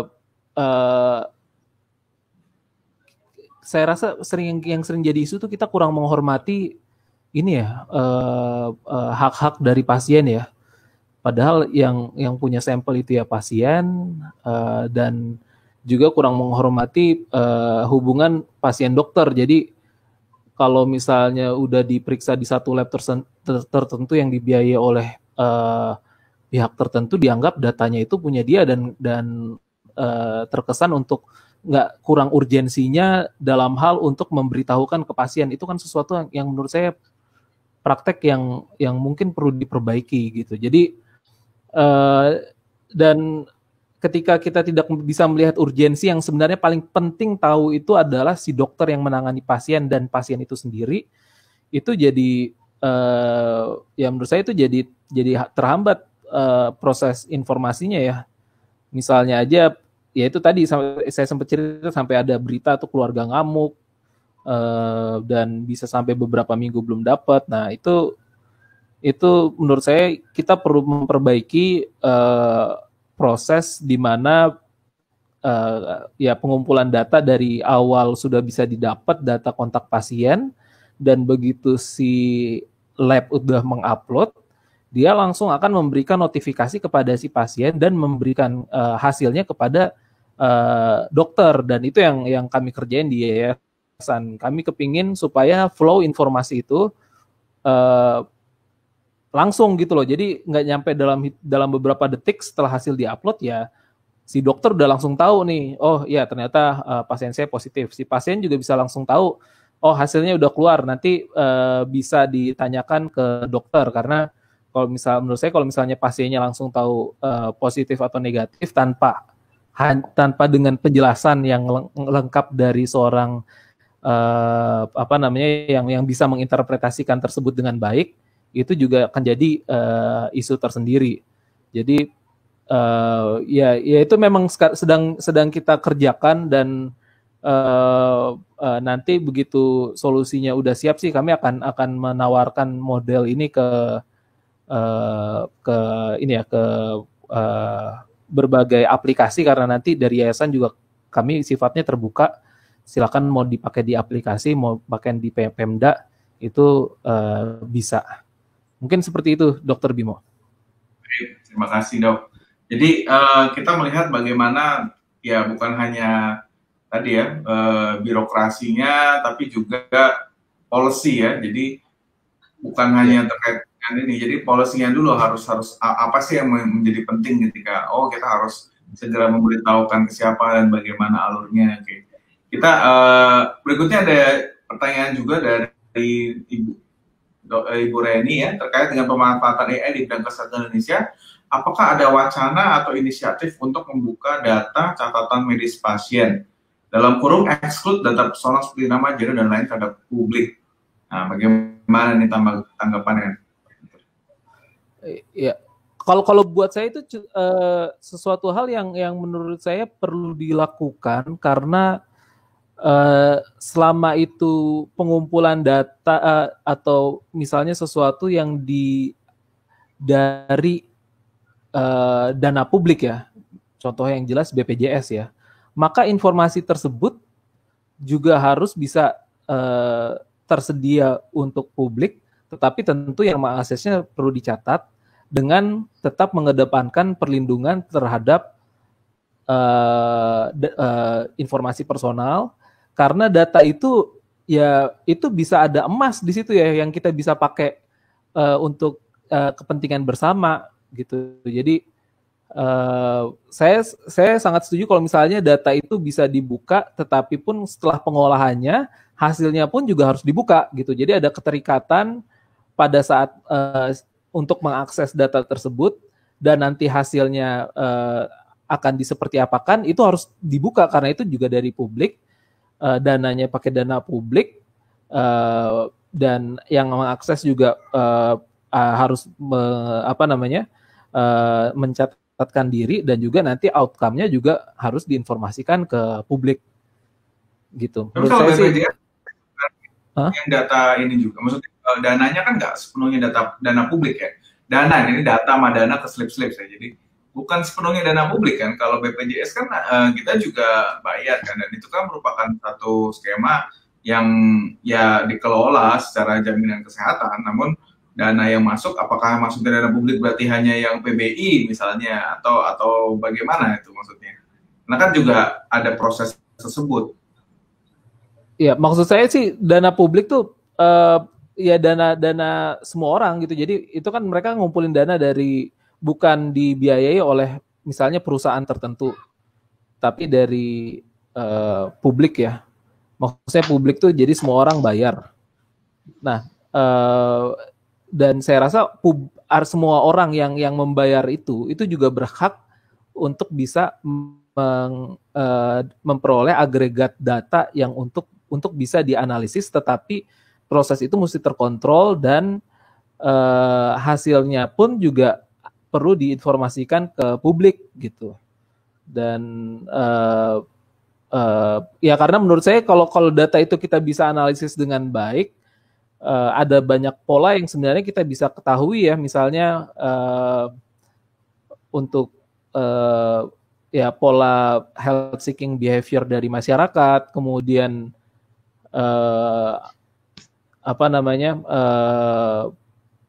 apakah terapi yang dilakukan itu sudah ada pengukuran terhadap outcome-nya seperti apa, dan ya sekali lagi sih kalau saya cenderung pro untuk data dibuka, tetapi ya tetap yang melindungi data personal, dalam artian datanya di-masking, dan hasilnya pun tetap harus dibuka ke publik gitu. Bukan berarti data tersebut jadi miliknya pihak-pihak tertentu gitu, Dok.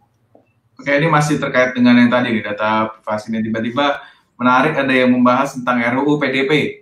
Ya, Dr. Vincent nih, yang saya pahami, jadi isunya terkait dengan RUU PDP mengenai sejauh apa akses terhadap data kesehatan pasien yang kritikal bagi kesehatan publik. Berarti data pribadi kesehatan terkait yang kritikal bagi public health ya. Jadi kita ngomong sebenarnya ranahnya ya biasanya membagi seperti itu ya, ada kesehatan pribadi dan kesehatan publik. Gimana ini, Dok? Jadi kalau kita ketahui misalnya, oh ternyata insidensi obesitas tuh banyak di usia segini. Oh ternyata hipertensi itu kita ketemu banyak di usia tertentu, demografi tertentu. Nah itu kan akan bisa dipakai untuk pendekatan untuk mitigasi dari penyakit tersebut gitu. Dan kalau datanya bisa dilokalize di daerah mana, itu juga menurut saya akan jadi saya melihat keterbukaan data kesehatan itu harus ditujukan untuk manfaat ya kesehatan publik, kesehatan masyarakat, dan manfaat itu akan menjadi hilang ketika akses untuk pengolahan data tuh nggak ada gitu. Jadi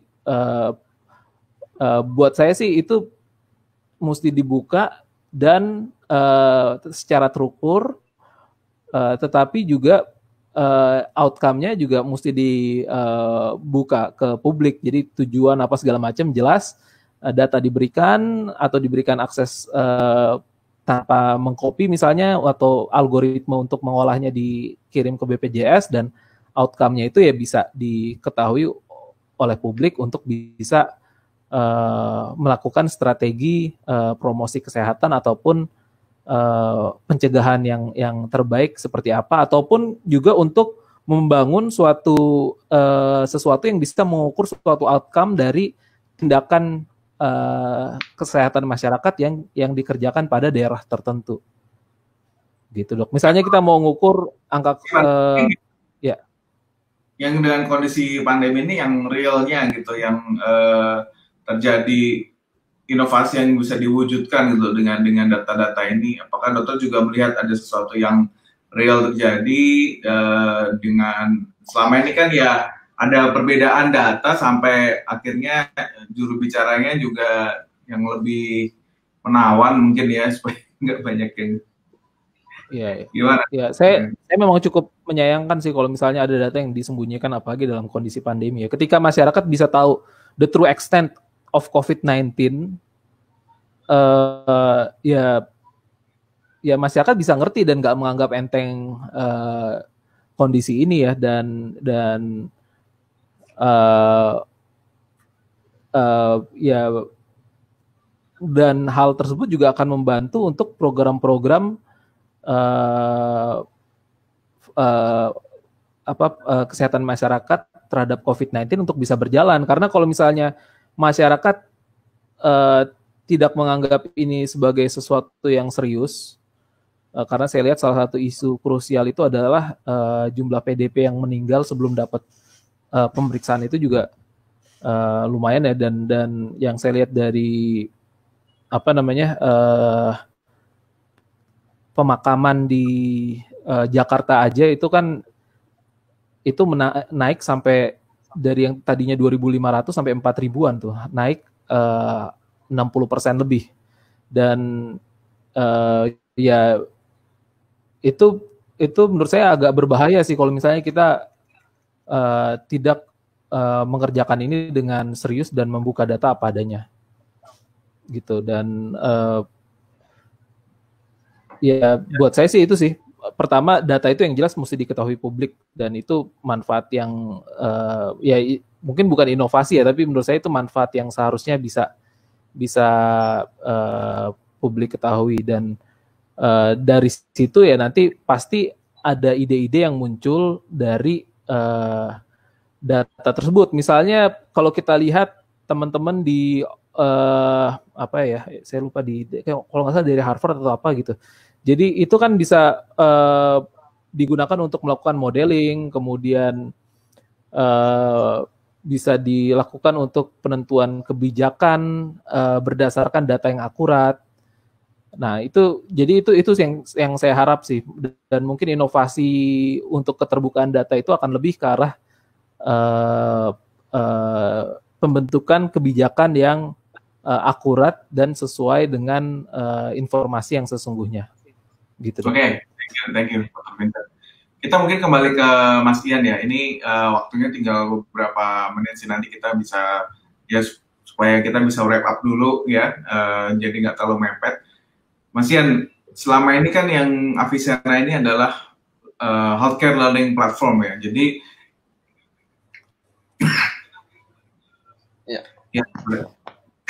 ya berarti dengan adanya pandemi berarti banyak proses pembelajaran juga yang terhenti, bahkan harus berpanjang ya. Nah, apa yang sebenarnya kemudian menjadi satu kunci untuk mewujudkan ya? Mungkin webinar sudah ada dari lama, e-learning juga sudah ada dari lama, tapi sekarang kan ada kebutuhannya real gitu. Nah, apakah ada hal baru yang sebenarnya di-solve yang sebelumnya tidak ada gitu? Selain karena memang nggak bisa ketemu gitu, ada nggak hal lain yang akhirnya, ini ada problem yang perlu di-solve, terus kita harus kerjakan dengan cara seperti ini, terus kita lakukan gitu? Oh, kalau kita sih memang dari awal sudah bergerak di bidang itu, di bidang learning platform. Nah, untuk yang hal-hal yang baru sebenarnya itu sampai hari ini sebenarnya masih pada program-program yang sudah kita lakukan sebelum masa pandemi gitu kan. Tapi prinsipnya itu di sini kita memakai beberapa fitur juga yang memang pada akhirnya dibutuhkan untuk ya beberapa user gitu kan. Misalnya kita melakukan penggunaan webinar yang memang di situ harus cepat untuk sistem sertifikasinya kayak gitu. Itu yang kita coba pecahkan juga, terus bagaimana kita mengontrol terkait dengan kehadiran peserta secara real time, itu kita lakukan kayak gitu. Itu yang sampai hari ini kita lakukan, dan menurut saya untuk problemnya itu ya mungkin lebih pada aksesnya ya, beberapa akses internetnya.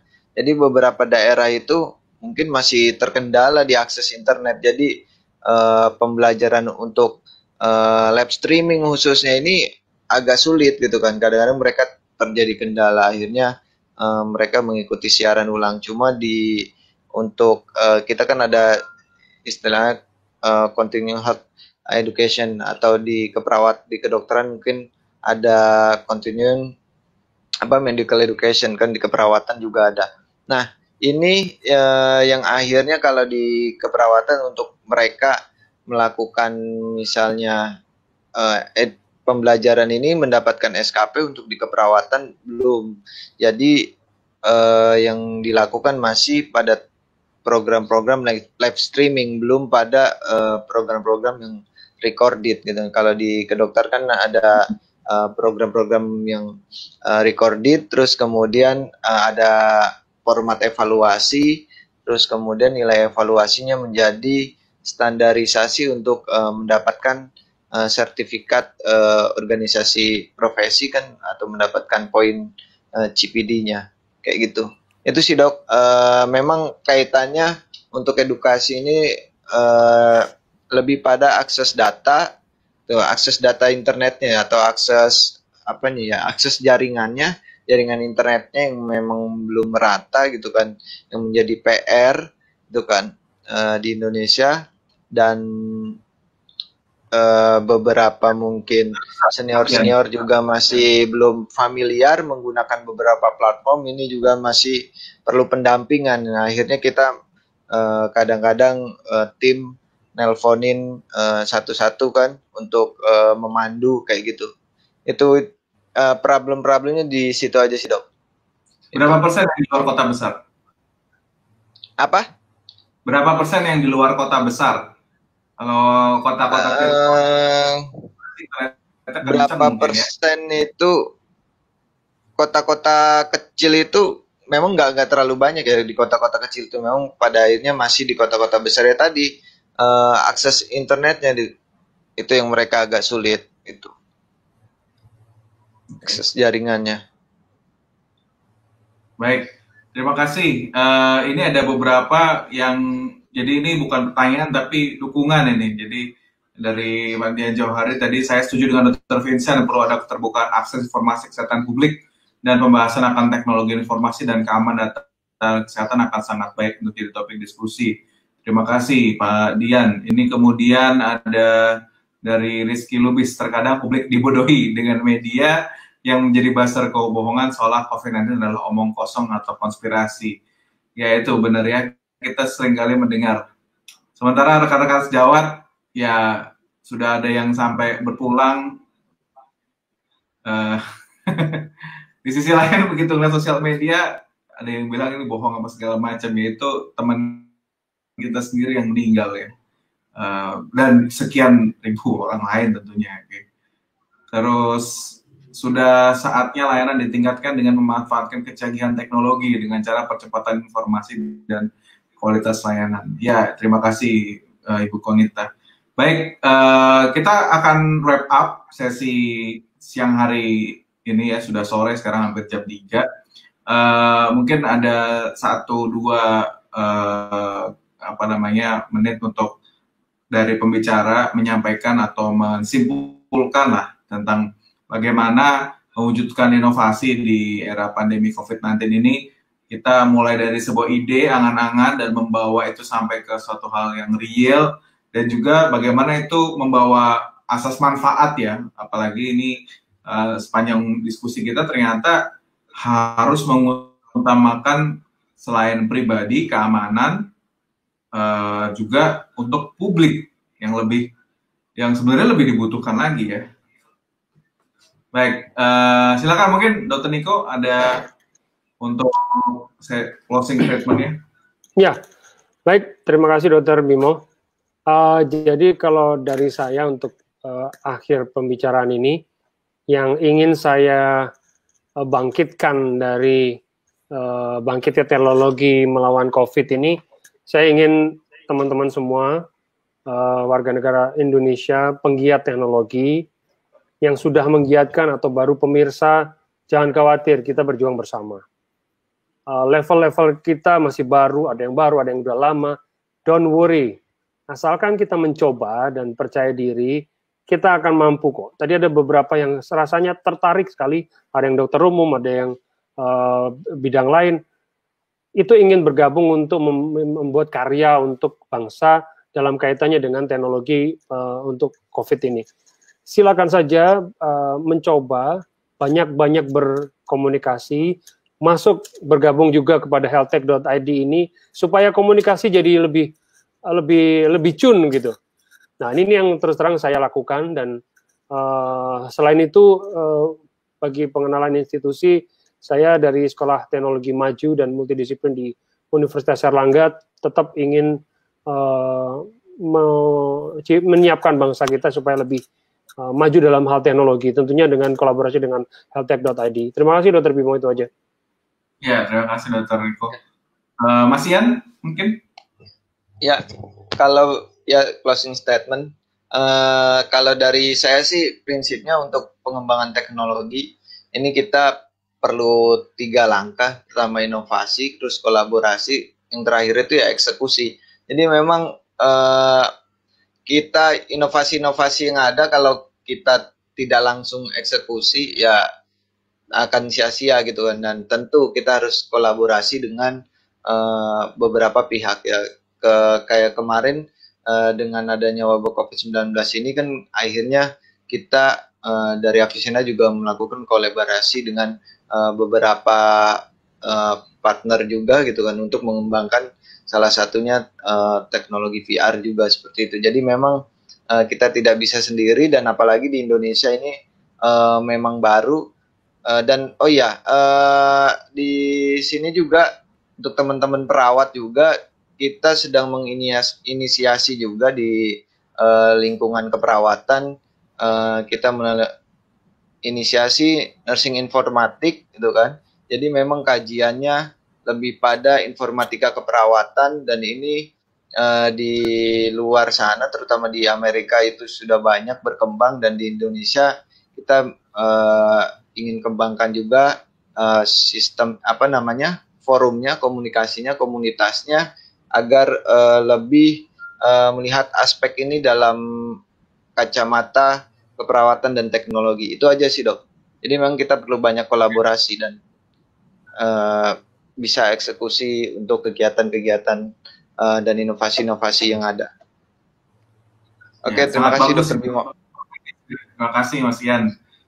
Kemudian Dr. Vincent, terakhir mungkin? Ya, kalau dari saya yakin teman-teman semua pasti melihat banyak masalah di sekitar kita ya. Tapi coba cari masalah yang itu sesuatu yang teman-teman punya passion di situ, dan atau mungkin di ruang lingkup pekerjaan ataupun di keluarga, masalah-masalah yang maksudnya bukan masalah keluarga, tapi maksudnya masalah yang sifatnya misalnya saya lihat kalau yang saya lihat isunya yang saat ini adalah isu akses diagnostik, dan langkah kedua adalah coba cari solusi apa, dan kalau memang dan lakukan itu dengan cara berdiskusi. Diskusilah yang banyak untuk solusi tersebut, untuk kepastian kalau memang itu solusi yang memang dibutuhkan. Dan kemudian ketiga adalah jangan lupa untuk kalau memang itu butuh budget yang besar dan perlu bantuan dana, buatlah proposal untuk melakukan fundraising. Dan fundraising itu saya rasa ada banyak ya yang bisa menyediakan fundraising, menyediakan dana untuk proposal yang bagus ya. Misalnya kita bisa datang ke kasih proposal ke Kedubes Amerika atau USAID atau CDC, ataupun yang barusan ada WHO juga lagi bikin ini yang nanti dikumpulin maksimal 30 Juni. Jadi jangan lupa untuk mencari dana, dan yang terakhir adalah pastikan teman-teman punya tim yang cukup untuk mengeksekusi ide tersebut, dan terus ukur hasil output yang dikerjakan untuk dapat melihat berapa impact-nya dan apakah itu bisa di scale up untuk ini lebih lanjutnya, pengembangan lebih lanjut. Mungkin itu dari saya Dr. Bimo. Baik, Oke, berarti 3 takeaway points kita hari ini ya, melihat problem yang berdampak luas, jangan takut berdiskusi dan berkolaborasi, harus berani mulai sekarang. Ini dari 3 pembicara suatu hal yang sangat baik untuk. Jadi kalau mau mewujudkan inovasi itu ya 3 hal ini yang kita perlu kerjakan ya. Jadi jangan hanya melihat sesuatu yang sangat terlalu kecil skopnya, mungkin dari segi problemnya, sesuatu yang kita kerjakan mungkin kelihatannya sepele tapi punya dampak yang luas ya. Ini menarik sekali. Dan masalah pendanaan juga jangan takut ya. Masalah pendanaan itu selalu ada opsi untuk kemanusiaan yang kita bisa jalankan. Baik, ini ada pesan terakhir dari komen dari audiens kita. Thank you to all speakers, moderator Health Tech Indonesia ya, dari Fausto Eris. Kita jadi agak berbahasa Inggris, oke lah. Next time mungkin kita full English aja ya. Audiensnya kita buka ke luar negeri. Banyak pemerhati health tech yang dari berbagai mancanegara dan sangat tertarik dengan Indonesia ya. Kita sama-sama tahu juga betapa inovasi-inovasi ini dibutuhkan. Oke, sekian dari kami webinar Health Tech Indonesia 20 Juni. Apabila rekan-rekan di sini ada yang hendak mengetahui lebih lanjut tentang Asosiasi Health Tech Indonesia, bisa langsung ke website www.healthtech.id ya, jadi healthtech.id.